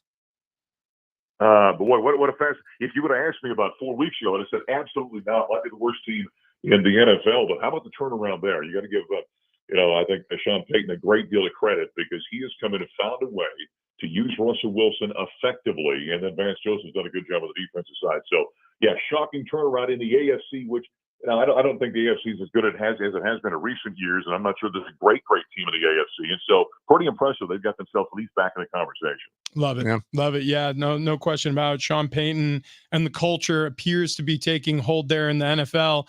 Of course, with the college football season over, looking forward to a good, not great Buffalo season for the Buffs out there, especially if they run into the Aztecs at some point in the tournament. But Mark, again, we appreciate your time. Thanks for jumping on.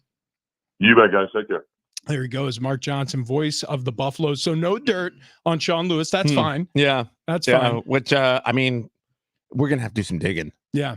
But the one thing I do like and that he was honest about is I watched the tape on the Buffaloes over the past 2 days now. There is no discernible reason why Sean Lewis should have been demoted, should have lost his job as chief play caller with this offense.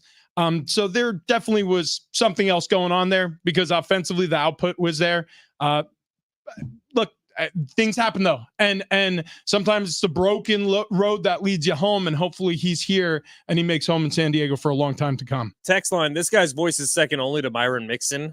That's from the 913, who we haven't heard from in a while. Hope you're okay, 913. But tell me, Mark's voice wasn't Ted Leitner minus a couple decibels. like just There's a little bit couple lower, octaves, couple octaves. couple octaves, Yeah, whatever. I don't know. Yeah, decibels loudness, but yeah, you're right. He's got a deeper voice than Ted. But there's a little bit. I don't know if there's like a southern twang or a Midwest charm to it. There was a little bit of that. Yeah. Maybe it was the inflection points were Ted. I could listen to him talk for the rest of the day. In fact, I wish he was my co-host. Could you guys leave and get Mark Johnson you back want to on? find someone else to cheat on us with? I'm sorry I said it. I didn't mean it.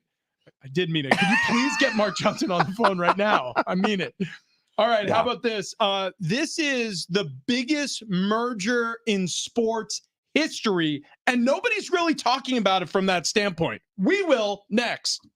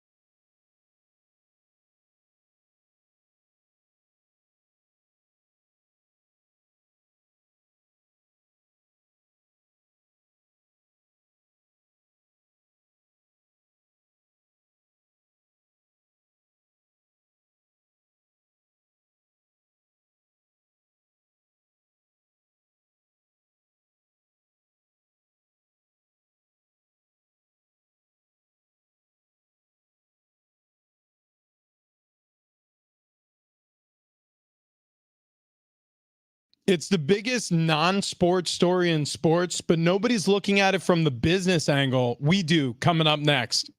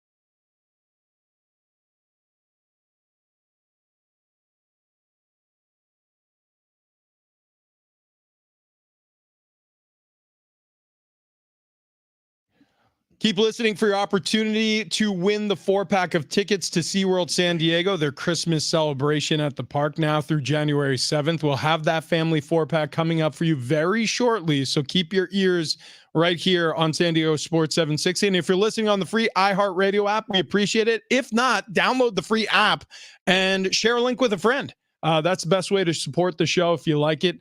Spread the word near and far. Okay, so biggest non-sports story in sports this year, hands down, Taylor Swift. One of the aspects of this that hasn't been spoken about enough is that this isn't just some girlfriend watching her boyfriend play for the Kansas City Chiefs. This is an actual business merger. Correct. She is an economic force that rivals just about any move the NFL has ever made in the history of the league. The NFL has been struggling to try to find a bigger audience, more viewers, more eyeballs on the game, more people interested, more people purchasing the gear online. I mean, they've struggled with it. They've tried the overseas games, and it's working overseas. I do think that they are piquing interest over there, but not like this. Not like this at all, where they immediately, once Taylor Swift is all of a sudden a part of this game, they immediately have, was it 2 million more female viewers per game watching these? I mean, I don't remember the exact number. It's a lot, though. And it's within that 16 to 24 age range, which the NFL has never touched. right. And that's what they're getting now. But the jersey sales number for Travis Kelce skyrocketing up. I mean, among female buyers for NFL jerseys, Jason Kelce actually was the highest. Travis Kelce has surpassed him by a landslide. And now their podcast, the Jason and Travis one, which is actually pretty good. Yeah, if you new. guys Yeah, it's listen, good. is number one in the world right now in sports. Very sports adjacent, by the way. Yeah. Shocking. Yeah. So check this out. This is an article that was written by Billboard that compiled some of the early data on what the NFL experienced with the Taylor Swift effect. This is back in October. Okay. So the Chiefs, New York Jets game averaged 27 million viewers, second highest number for Sunday Night Football this season. More impressively, viewing among girls 12 to 17 was 53% higher than the season's first Sunday Night Football. So How do they even know, by the way? Like, how do they know that? it's Nielsen. Yeah. I don't know. Well, How about this? with television, you can. Is there a camera pointing into the room to see how many like teenage girls are watching No, TV? so this is the thing. So, and I don't know the exact number, but like with the newspaper industry, they go, well, there's 3.4 people per household. Yeah. So it's extrapolated data. I don't know if it's the same with television, but I do know with television, which is unlike radio ratings, where radio ratings, people have to have some sort of meter that picks up what they're listening Signal, to. yeah. Not with television, because they can see exactly what is tuned in to each set in each house. And also, it doesn't take very much to figure out data on your viewers because, I mean, most people offer that stuff on social media. Yeah. You know, you can find out very easily. It's a household with 2 kids. They're both boys. It's a household, mother, father with 3 kids, 2 girls, 1 boy. Like it's very easy to gather that data. And so creepy. All you need is a sample. You don't need the entirety of the viewership. You just need a sampling to accurately depict. And basically, look, I mean, our world is basically 50-50 male, female. You know, so you can start, you know, if you have a large enough sample, you can start whittling it down that way. All right, so check this out. That same Sunday Night Football game, women 18 to 24 were up 24%. Women 35 and over up 34%. The Taylor Swift effect created large ripples beyond TV ratings. This is an excerpt from the article. Sales of Kansas City Kelce jerseys spiked nearly 400% in the days following the October 1st game. The September 24th game that Swift attended against the Chicago Bears. And the secondary ticket prices for Chiefs games for the October 1st game against the New York Jets rose 43%. So you're talking about people who bought season tickets for the New York Jets. For the New York Jets. There was they a were clip. able to sell their tickets for 43% more money. This is incredible. There was a clip that went viral yesterday. Like, I'm talking over 1 million likes on TikTok. That was just Travis Kelce calling Taylor Swift Tay. Yeah. And the caption was the way he calls her Tay. Okay. Hard eyes. So there was article after article of, you know, the secrets out that Travis Kelce has leaked the nickname he has for his girlfriend, and the nickname is Tay. Should have been trailer. No. Well, he's going to call her trailer? I mean, Doesn't seem right. this to me is so much more than some relationship that people like. Oh no. Trust Oh, me no. when I tell you, the more I look at this, the more I investigate the number, the more I see the tangent impact of this. There is way more pressure than just, hey, I don't want to piss off the Swifties to keep this relationship together. This is now an economic driver. If you want to look at just the profits, just the money that's been made since the announcement of their relationship, it would outpace the entire GDP of certain countries around the world. Yeah. This feels Yeah. gross. Which, I mean, there is no way you're going to tell me that the NFL has not gone to Travis Kelce and Taylor Swift and said, hey, look, how do we work out a deal to make sure that you can come to as many games as possible so we can keep this thing rolling? There's no way. Sex tape. Sex tape. That's the only way. That's next. That's the only way. Well, I mean, there's got to be a reason why the NFC Championship game rematch is buried at 125 this weekend and not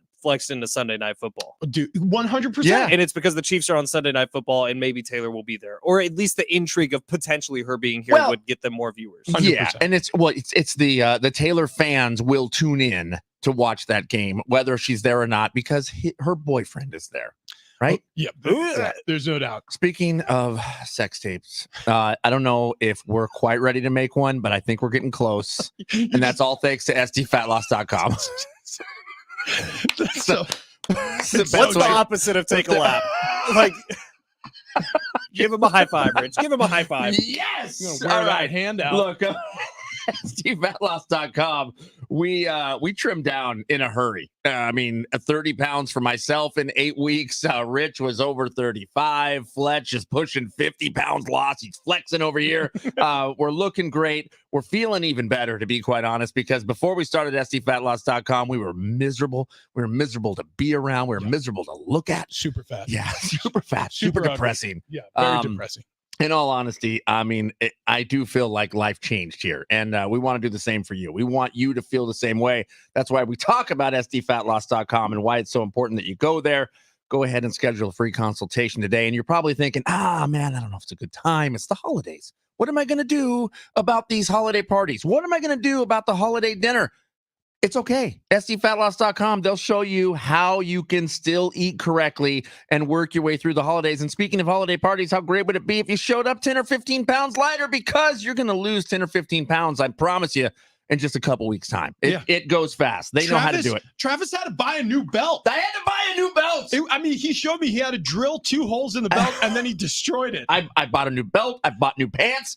It's incredible. He can fit in ties again? Yeah, dude. I'm able to tie a tie without having the little shorty, piece behind. He used to measure his neck in waist sizes. Like it was 34 inches at one point. He's down to a very, very, still quite stout 22 inch, but still. But it's a lot better. It is a huge improvement. Like a foot difference. And I did it without exercise. I did it without counting points or calories or drugs or injections, and you can do the same. We've tried the fads. They haven't worked. Go to sdfatloss.com. I promise you, you're going to have your life changed. sdfatloss.com. Okay, coming up next, we have a Thursday Night Football preview. Seahawks at Cowboys. We'll give our thoughts there. And also, the brand new head coach of your San Diego State Aztecs, Sean Lewis, joins us on the other side.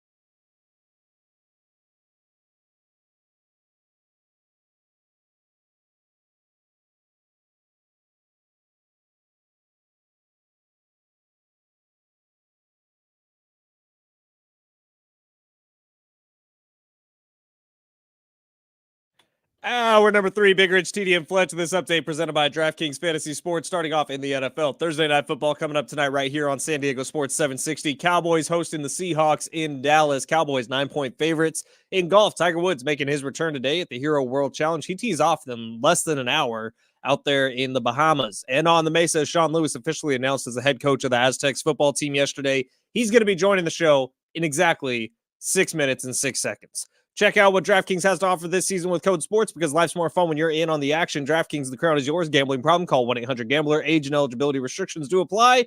Void where prohibited. See DraftKings.com for details.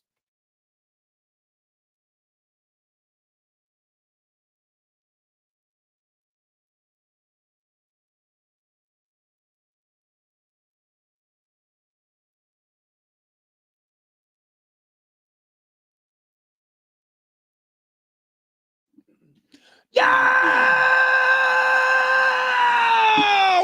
Woo! Happy Thursday to those who celebrate Big Rich, TD, and Fletch with you on this glorious Thursday morning. It's just a step closer to the weekend. For those of you just waking up right now or listening to us on the iHeartRadio app, thanks for downloading the free app. Share it with friends. Tell everybody to follow the show, like, subscribe, do all those things. And then, of course, share a link with somebody. We do have that family 4-pack of tickets coming up to SeaWorld San Diego for their Christmas celebration. They're going to have that at the park from now through January 7th. What do you got, Fletch? You know, TD, how long have you been in radio? I like that. 20 years, It probably. took you 20 years to hit your peak. What? Because that lead into your ad read was the greatest moment of your radio Solid. career. And it's not even close. It's all downhill from here. Yes, it is. That's it. Yeah. That's it. Yep. You've reached the summit. Now it's time to pack the backpack and head down the hill. God, that Sweet. was good. In fact, the next It time you felt have to good. take a lap, you don't have to take a lap. Oh, okay. Well, maybe I can just use that one as the freebie when I said samesies earlier. What else did he say today? Oh. Yeah. Yay. He gave us one of those earlier. We should start just collecting Travis drops and like using them as punctuation when we do something cool.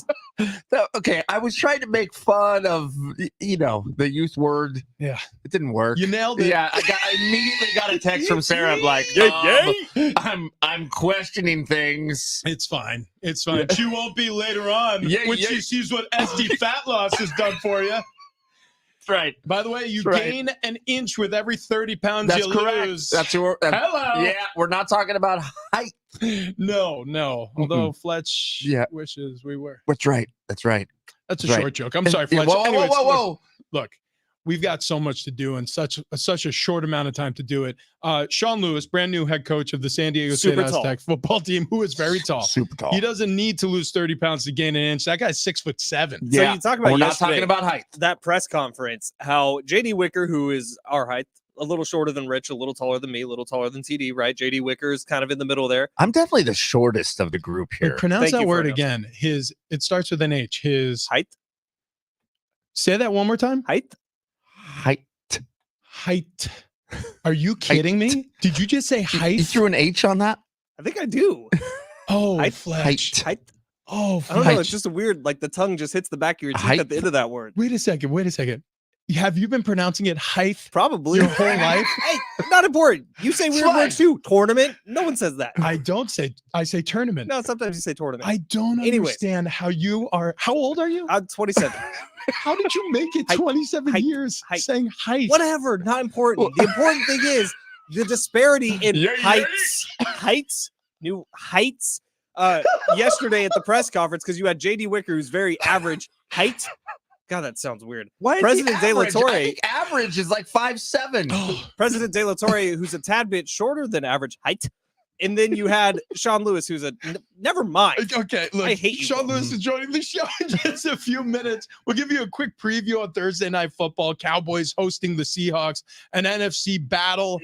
Seahawks not being given much of a chance in Vegas. They're 9-point dogs on the road. And look, we know how it goes. Road teams Thursday Night Football, that accounts for a little bit more than road teams during a regular Sunday slate or even Monday night. How are we feeling about this one, though, for the Hawks against the boys? Not great. No, it feels like it's going to be a blowout. Mm. Maybe not. Maybe it isn't. But, Yeah, Cowboys great at home. I would expect that they probably cover the spread here of 9 points. So Geno Smith a week ago obviously was hurt. Did you guys see that thing, the feature they did on the game against, it was Seahawks Niners on Thanksgiving night? They did a feature on Geno Smith where Al Michaels, I think it was Al Michaels. It was the Thursday night game. So it was Mike Tirico, Chris Collinsworth. They were talking about their chat they had with Geno Smith earlier in the week. And so they showed a picture of it. In the play-by-play color analyst, they'll do a talk with the quarterback of the team every week. Geno Smith is laying on a training table, getting like worked out, completely shirtless, and Chris Collinsworth and Mike Tirico just sitting there like, what's happening here? Why are you doing this now? But I think it goes to show you that Geno Smith is not healthy, and that was the message he was trying to send to the play-by-play and color analyst of the game. So the guys kind of had fun with it. Like, we've never seen that before, and frankly, it was kind of weird. But I missed that, and I'm not glad I did, because I really Dude, it was strange. Yeah. It was just awkward and strange. But Geno Awkward Smith makes me laugh. on the field did not look healthy whatsoever in that game. And so Geno Smith now a week later, are we expecting that he's going to be so much more healthy? I'm not.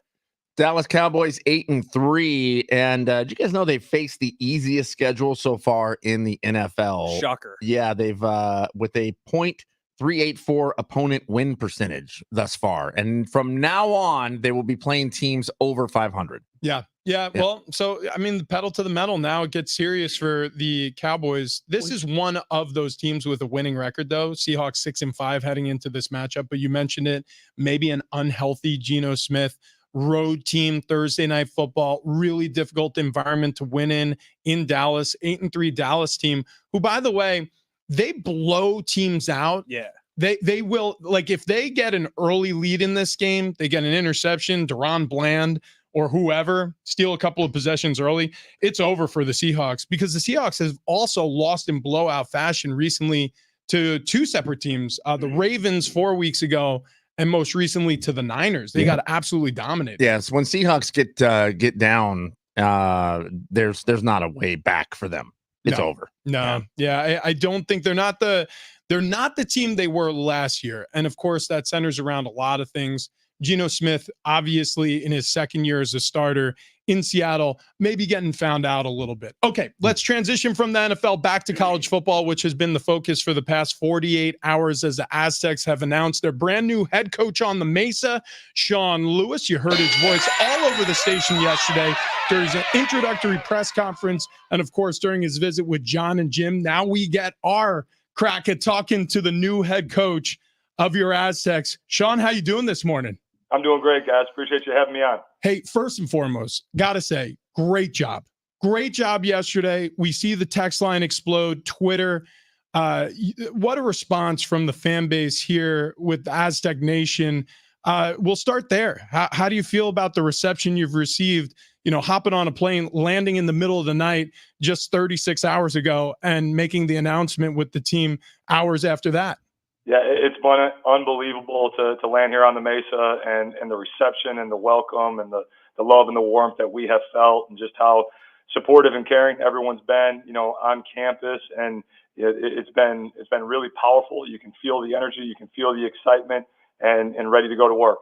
Yeah, you know what, Coach? You can feel the excitement all over town here. It's a different energy you bring, and I mean, we're all loving it here. Have you been to San Diego before? Have you got to check anything out? So we came through in 2013 when I was an assistant at EIU, and then I've been through the area multiple times, as a recruiter, and have been able to kind of, look around a little bit and mix a little pleasure with the business with all of that. So, but excited to explore, excited to go house hunting, excited to find, the great local coffee shops and all the things that, my family holds near and dear to our hearts, and explore the area. So, it's an exciting time. Yeah. Quick question here, Sean. How do you feel about Blender's eyewear? Love it. I was actually in the car yesterday with Moose, and I was like, I need to invest in some shades, and hopefully we can get hooked up with some of that, and create a great partnership there. Coach, your first few days on the Mesa, obviously there's a lot of media stuff involved. You're on this show. You were on the afternoon yesterday. You had your press conference. But also yesterday's like your first day of work. So is the recruiting trail, are you already hot on it? Are you already talking to the team? Like, what's first order of business as head coach, not as head coach in the media?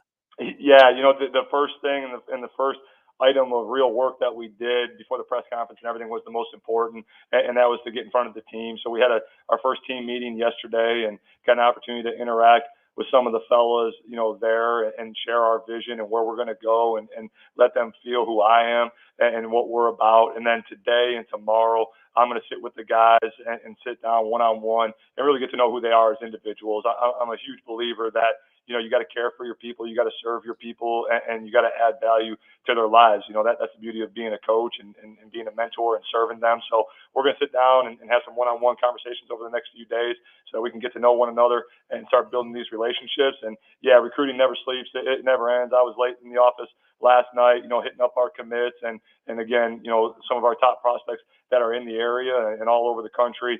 We're working the phones and we're, building off the momentum that we have and looking forward to setting up some great visits here in the coming weekends to showcase everything that we have and to build a very competitive roster, top to bottom, in all three phases so we can go win championships. Brand new head coach of your San Diego State Aztecs, Sean Lewis, joining us on Big Rich, TD, and Fletch. So I work as the color analyst during the radio broadcasts of your games, Sean, and been covering the Aztecs for 8 years since I've been on the station, 7 as their analyst. And I've been spending a lot of time watching Colorado Buffalo's film. I've watched a little bit of the film from your time as a head coach at Kent State. Really have enjoyed learning more about your offense. You like to spread these receivers sideline to sideline. You love the single back shotgun offense. You had Shedeur Sanders just lighting up defenses all over the field last season with the Buffs. Explain this a little bit, right? What's the theory? What's the thought process? You're not afraid to run it either with a light box. I mean, you'll stick the run up in there. How did you conceive of this offense, and why is it favorable to you in matchups offensively? Look at you, Rich. You're breaking it down. I love it. It's a style of play that I learned from my time with Coach Babers when we were together for 6 years. And at its core, it's about creating as much stress on the defense as you possibly can, to use every blade of grass sideline to sideline and the full width of the field, 53 1/3, and making the defense defend all that space, to be able to push the tempo and take advantage of the rhythm that the kids can play in with the speed and the confidence by playing fast, and then being able to maximize our speed in space, utilizing numbers advantage both in the run and the pass game, and then finding focal points and weak points within the defense that you can out leverage and exploit. So everywhere we've been, it's taken on a little bit of a different personality that's going to suit and match and marry with the personality and strengths of our kids. And I think that's our job as a staff, right, is to get to know our roster here, continue to develop them, bring in the proper talent so that in all phases of the game, we can highlight and create a system of play in all three phases that, really highlight the kids' strengths, that mitigate their weaknesses, and put us in a strategic competitive advantage each and every single time that we go out so that we can be matched and married to winning. Yeah, I love the coaching tree. You came from a lot of offensive innovators along your path as a player and as a coach. And it's really interesting to trace back those roots all the way to Wisconsin. Actually, we overlapped for a time. I'm a Nittany Lion. You graduated from Wisconsin, what, 07? Yeah, that was my last year. Yes, sir. Okay, so yeah, we faced each other a fight, couple of times. Fight. No. Our playing days are over. Me and Sean, we've laid down the sword. Well, he hasn't quite yet. What is that transition though? Because I'm always so curious when I talk to a former player who's become a coach and we're similar age. What has it been like? Because it's weird in some ways to realize that some of my peers are becoming coaches at the collegiate level, coordinators, head coaches at the professional level even. What is it like making that jump from being a player and then leading men? Yeah, I mean, I think all of us that have stayed around the game, it's because the game has given so much to us, and somewhere along the journey, the men that influenced us as coaches, changed the course of our lives. And so when you step away, right, and you hang up the shoulder pads and the helmets for the last time, in a way for me, it was really about, giving back to the game and giving back to, the young men of the future to help mold them and grow them in the same way that, Coach Christ and Coach Alvarez and all the great leaders that I was around at Wisconsin did for me. So, it's a great way to stay tied to a game that's given you so much and to respect the game, but more importantly, to serve and to pour into, the young men that are going to be the future, of our communities and to instill in them the great life lessons and develop them as whole people while getting to compete and put them in the best position to be successful and to see them achieve their dreams, and achieve great things. Coach, when is the best day and time available for you that we can set up a matchup against myself versus you, Madden football? We got to get the system squared away and give me a little bit of time to get some practice runs with my son to get my games up to par. Now, TD doesn't do like Madden 24. No, TD does like Madden 95. Ooh, Is that okay with you? Yeah, we're gonna have to get that Sega Genesis system back out, huh? I got it. It's dusted off. It's ready to go. He's a real nerd. Like, you're gonna get to know this show real well, Coach. TD, not only is he a nerd at home, like he spreaded this to our office here at the station. We have several gaming systems, including a replica console of NFL Blitz. Mhm. So if you ever want to swing by, we'll get you on the sticks with us. No question about it. Sean Lewis. Make that happen. Yeah, absolutely. Sean Lewis, Aztecs head coach, joining us on the radio program this morning. Really glad to have him. It's been a whirlwind. How much sleep have you gotten over the past 24 hours or so? Not a bunch, but luckily the good Lord made caffeine and the energy and the excitement that I'm feeling here on the Mesa is enough to power me through. And we'll sleep when it hits the dead period.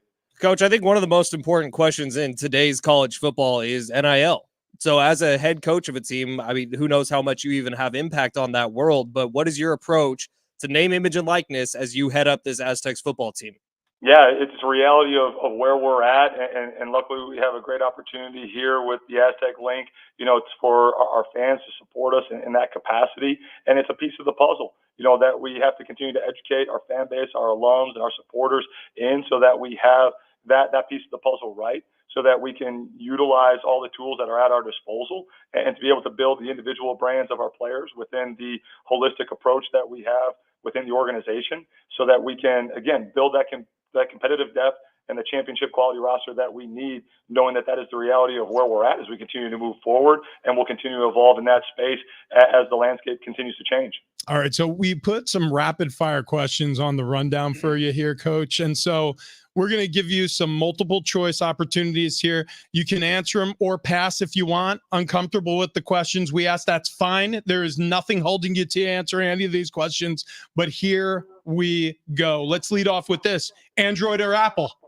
Apple. Ooh, okay. Burrito or pizza? Burrito. Mac or PC? PC. Kraft mac and cheese or Velveeta? Kraft. Oh, yeah, strong answer. Monopoly or Scrabble? Oh, Monopoly all day. Ooh. Uber Eats or pick up at the restaurant? Got to go. Interact with people.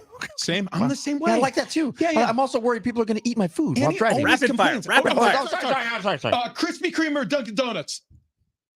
Coffee at either. Okay. Well, Fair enough. He's changed it on us. Yeah, just switching things up. A gold retriever or a lab? Pitbull. Whoa, that's badass. Hold on. Is Champ a pit bull? Say again? Do you have a dog named Champ?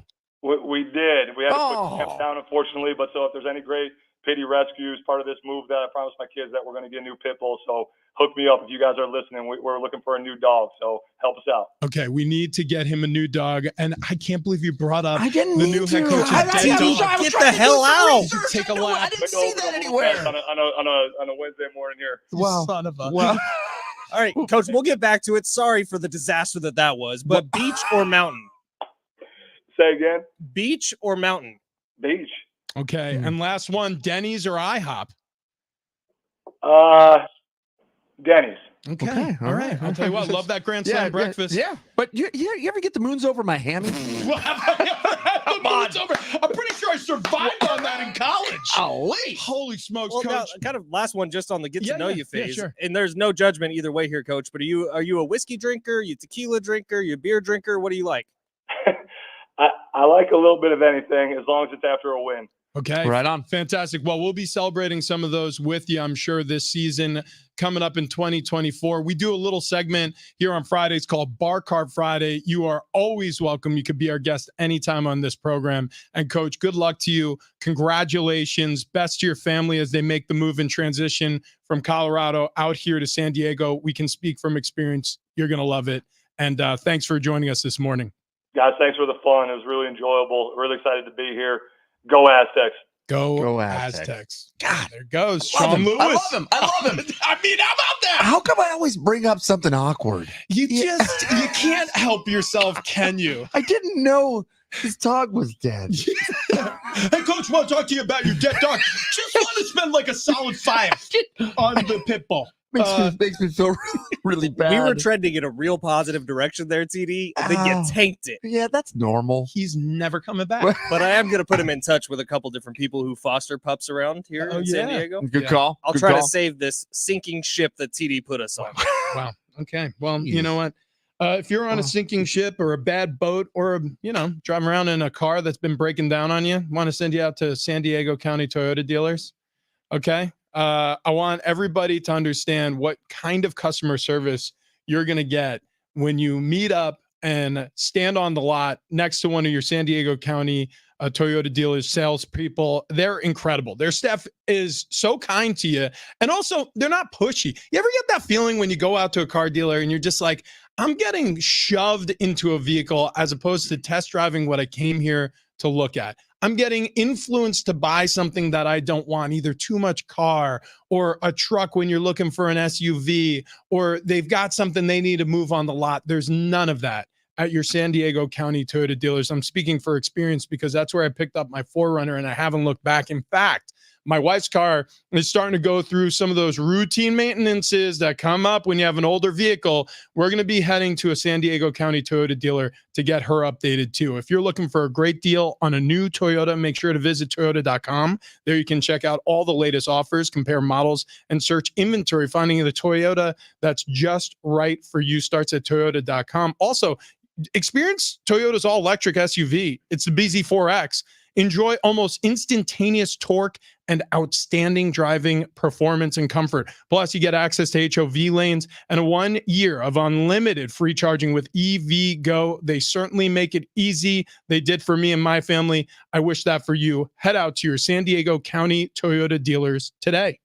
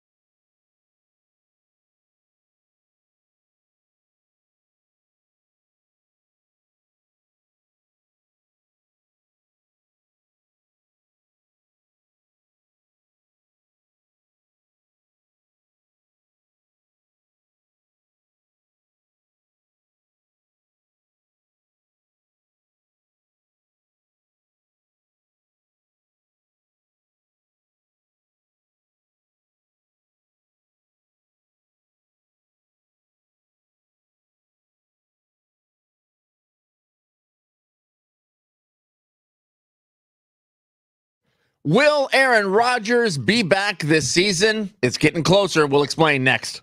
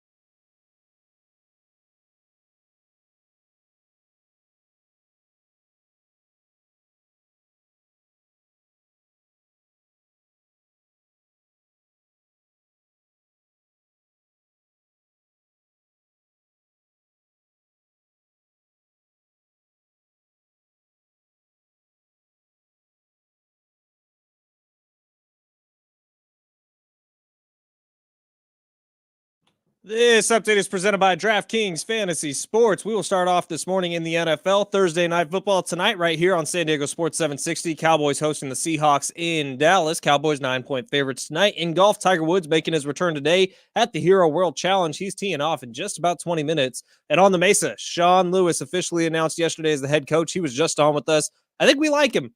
Listen to that full interview on the free iHeartRadio app, except for the TDs part. Maybe we'll cut that out. Oh, it's fine. I didn't know. Check out what DraftKings has to offer this season with Code Sports, because life's more fun when you're in on the action. DraftKings, the crown is yours. Gambling problem? Call 1-800-GAMBLER. Age and eligibility restrictions apply. Void where prohibited. See DraftKings.com for details.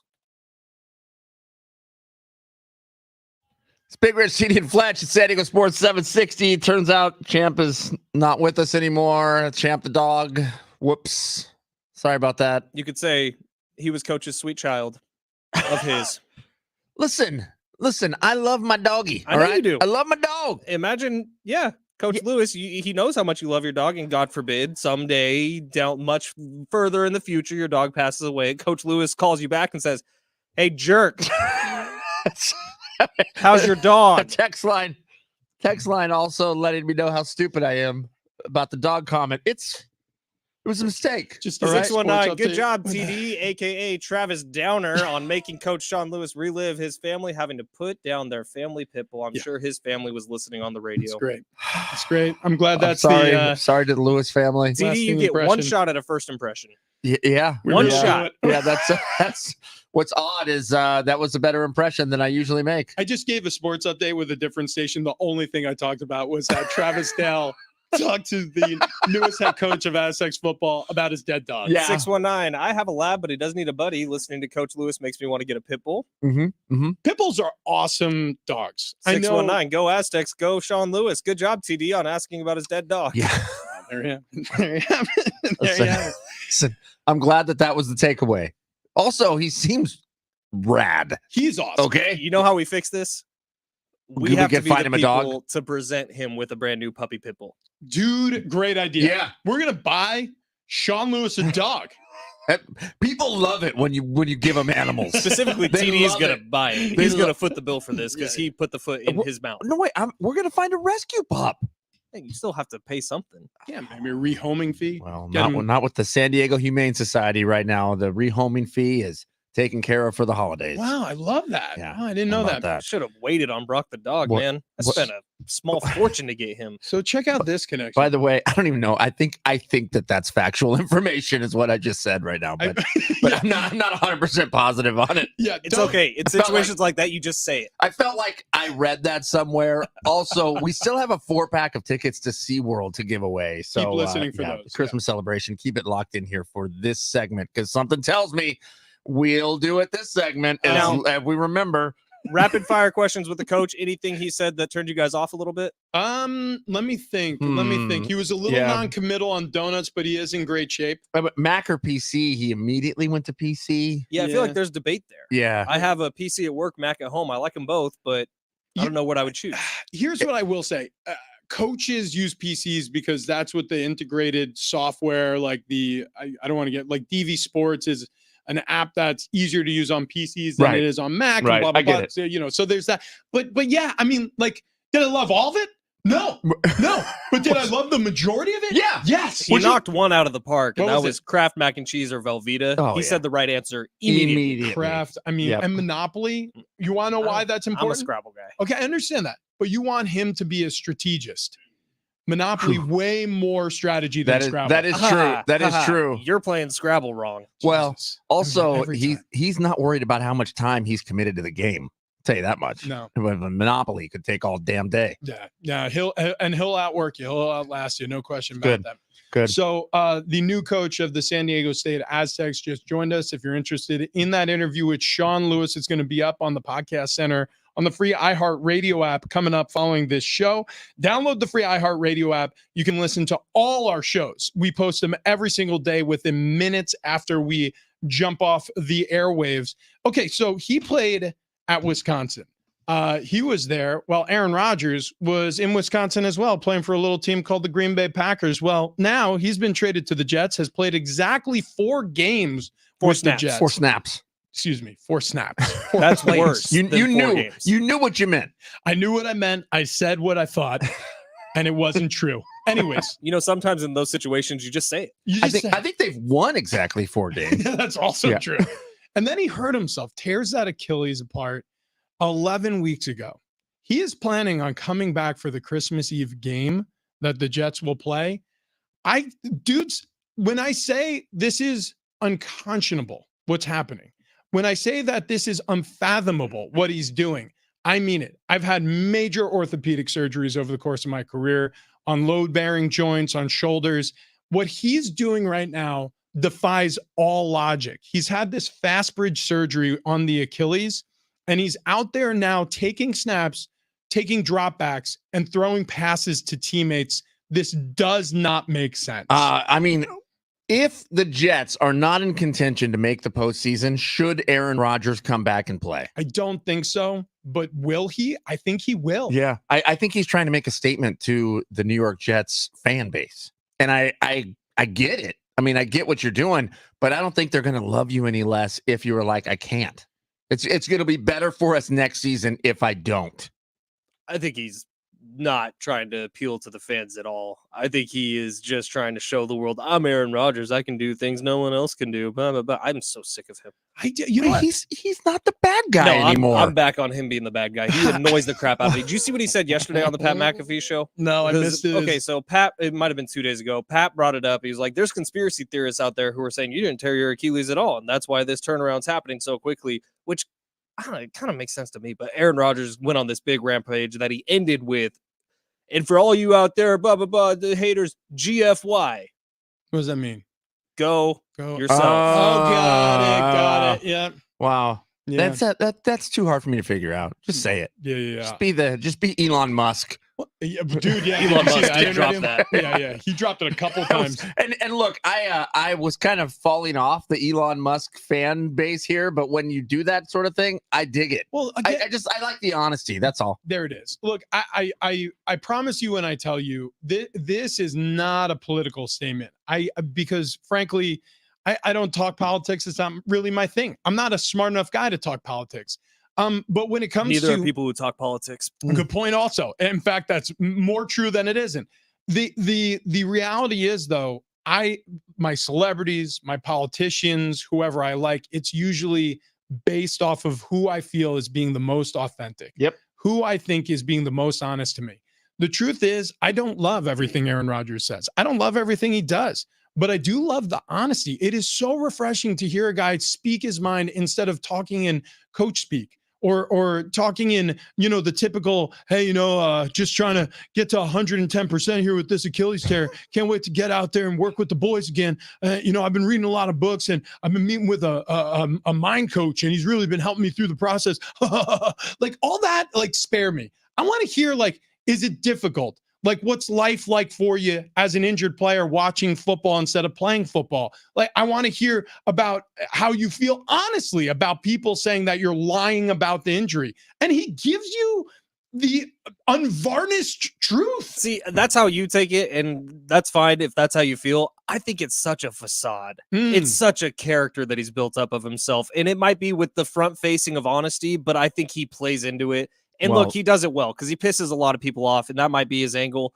And maybe I'm just falling for it. Maybe I'm the sucker here getting mad about Aaron Rodgers, and I don't know why I do it. He just really ticks me off. If that's the character he's built for himself, he's never breaking character. There's never a time where he's breaking it. I mean, I think that's authentically who he is, and I think it just rubs people the wrong way at times. And I think that there are a large number of people who don't want this honest truth. They don't want someone to speak their mind. Queen of the North, Queen of the North, Carolyn. Fletch, there's a reason you're my favorite. So tired of Aaron Rodgers as well. Wow. Man, Wow. The Queen is spoken. Wow. I'm a little hurt, Carolyn. It's fine. Yeah. It's fine. I mean, you're calling Fletch out as the favorite. No. Huh. You met all three of us. Yeah. The question is how? Yeah. Listen, I was in trouble for a little while. I actually was close to tearing my Achilles. So this is recently because of how fat you were. I went to the doctors and he said, you're so fat that your Achilles are on their last string. Like legitimately, if you eat one more hamburger, there's no way it'll hold. You're going to snap your Achilles in two. And I said, Doc, what can I do? He's like, you need to get in touch with stfatloss.com. And I said, really? And he goes, yeah. Do you know Wayne and Chloe? I said, never heard of him. Never heard of him. He was like, here's the number to call, 858-665-3211. Or go to stfatloss.com. I was like, really? I'm like, that just rolled off of your tongue. He wrote it down on a prescription pad. He was like, no, go to stfatloss.com, you big fatso. And I was like, why? He goes, because your Achilles are going to tear down. Because you're so fat that you are stressing the largest tendon in your body. Okay? You sick bastard. Go and get yourself together. Have you been on the scale? I was like, not until I got here. He's like, you know what the scale said? I was like, no, what it said? He's like, you're broken. We don't know what it said, you fat bastard. stfatloss.com. Wow. stfatloss.com. My God. If you're like me and you've broken your doctor's scale. You've broken his heart. I actually had a heart attack in the office. He had a nurse jump on top of him. They did CPR for hours. It was like a Damar Hamlin situation. Wow. When they resuscitated him. He was in a hospital bed going, stfatloss.com. They're like, what was that? He's whispering, stfatloss.com. And they're like, tell Rich. Who's Rich? His lovely wife Belinda was sitting bedside. He didn't mention her. He's talking about me because I was such a fatty boom batty. He was worried about your health. He wanted to save your life, pal. I'm fitting into clothes I haven't in years. Yeah. All right. No exercise required. Woo! I haven't counted a single point or a calorie. Can't even count. No prepackaged meals. Haven't counted in years. No hormones, no drugs, no injections. Schedule your free consultation by calling 858-665-3211 or heading over to stfatloss.com. I'm not kidding. I'm down over 35 pounds. TD's lost over 30. Ben's down like close to 50 now. We've lost close to 120 pounds as a show. You know how fat Rich was before this started? How fat was he? 309 pounds. 309 Wow. pounds. Guess how much I weigh now? 30 pounds less than that. I weigh 270. Anyways, look, if you're like me and your Achilles are on their last string, stfatloss.com.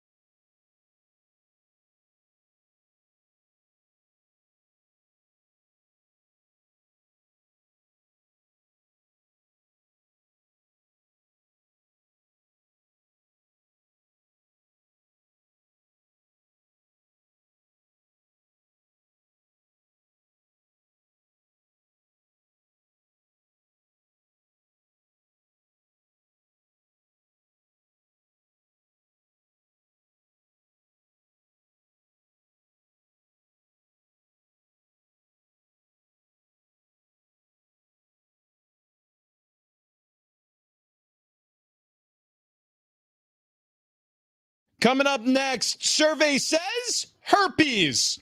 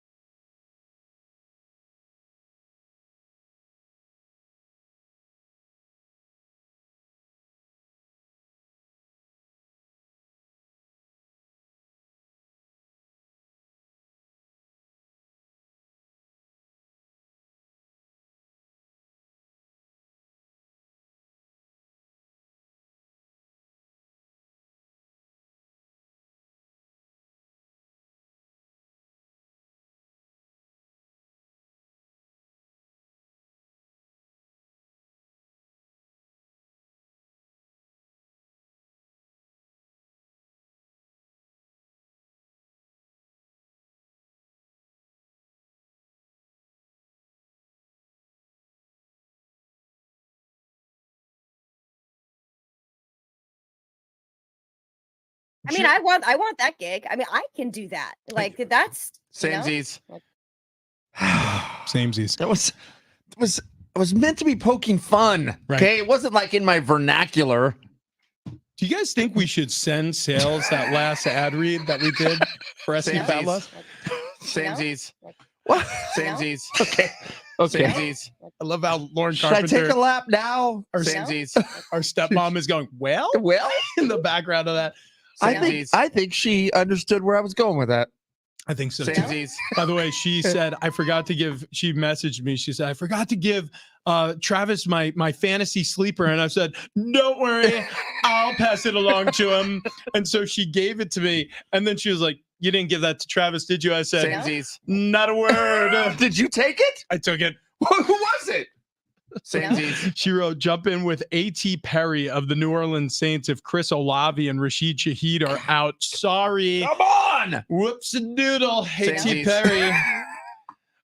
Okay, so two quick updates. One, We forgot the tickets. We forgot the tickets. So you should call right now, 844-570-1360. Good idea. If you want to get those SeaWorld San Diego Christmas Celebration Family 4-pack tickets, that's 844-570-1360. Caller number 5 is going to get that 4-pack of tickets. We'll also have a 4-pack tomorrow, so keep listening for your opportunity there. Von Miller has a warrant out for his arrest. Yeah, not good out in Buffalo. Yeah. Not good out in Buffalo. There's questions of assault to his pregnant girlfriend. This, I think, is the second or third time that there's been assault charges levied against Von Miller. So we will wait to see what shakes out there, but Buffalo not in good shape. Not in good shape at all right now. So there you have it. That's the update there. There's an update with well, I wouldn't call it an update, maybe a little revision of the past. We learned about not the Steve Harvey Family Feud, but the old version of Family Feud. Richard Dawson. Yeah, when Richard Dawson hosted, He was the mouth guy, right? he kissed a lot of women. Kissed a lot of people. Kissed a lot of women. Was he married? Right on the lips. Yeah, he was married the entire run of the show. But he would lean in. These women kissed right back. Dude, that's all I'm saying. It was different time. It was different time. It was different time, so much so that apparently he made him take herpes swabs before every show, so he knew it was clear to kiss. What the hell? Imagine you get selected to be a contestant on, I don't know, the Titans game with The Rock Johnson, or The Floor is Lava. And all of a sudden they're like, look, this is great. We're super excited to have you on the show. American Ninja Warrior welcomes you. We're going to have you sign this waiver and, of course, test you for venereal diseases. No big deal, right? Big deal, because the host is very friendly. So the host may want to interact with you. That's right. Yeah. Before you climb the volcanic cragula, we need to make sure you don't have chlamydia. Is that cool? You could just a quick swab, just the tip. Anyways, look, it's a weird world we live in, and more and more things are being unearthed as the days go by. I'm pretty sure here soon privacy is going to be all but gone. Yeah, I kind of feel like we're heading in a direction where via social media, everybody gives you windows into their soul, anyways. You know, Elon Musk is creating this Neuralink thing that apparently at some point is going to read our thoughts and share them with everybody. I mean, it's just we're Dude, that TV show Black Mirror is not off. No. Like, it's not wrong. Artificial intelligence is stealing jobs, stealing your girl. Writing Sports Illustrated articles. Honestly, if I was dating right now, if I was on the dating scene again, I would have artificial intelligence write every single text message. That is true. I did see that there You should was. try that out for a week with Annie. Dude, that is a fantastic idea. Do you have any idea how much trouble I get myself into with text messages with my wife? Because you can't tell inflection on text. You think AI is going to step in and fix that? I certainly think it'll do a better job, because I'll tell you what, the real intelligence or intellect that I'm producing, it's definitely not outpacing the artificial kind. One of the top producing women on OnlyFans, is artificial intelligence. No, I thought it was every Iggy photo. Azalea. Every photo's fake. No way. Yeah, I was reading this last night, and now I can't figure out. That's what you were doing. Reading it. I was not on OnlyFans. I'm only on OnlyFans for the articles, Ben. I can't make this even scroll. What's happening? My computer's infected. I'll tell you. I don't know why. Computers look a little sticky. All right, if you guys missed it, we had the new head coach of the San Diego State Aztecs on earlier today. His name is Sean Lewis. We really enjoyed our chat with him. If you missed it, it's already up on the free iHeartRadio app. Go check it out. Reaction coming in from that. Mateo on Twitter says, burritos on the beach with his pit bull. That's my head coach. Great interview, guys. I like that. Thank you, Mateo. If you missed it, we did some rapid fire questions, some get to know yous. We asked about NIL, recruiting, all the different things he's going to be doing in his first few weeks on the Mesa. Sean Lewis on the free iHeartRadio app. Just search Big Rich, TD, and Fletch. He was great today. Yeah. It was tons of fun catching up with him. Stepmom Lauren. Yep. Thanks for being on. Yep. Mark Johnson with that steely baritone voice. Ooh, man. And guess what?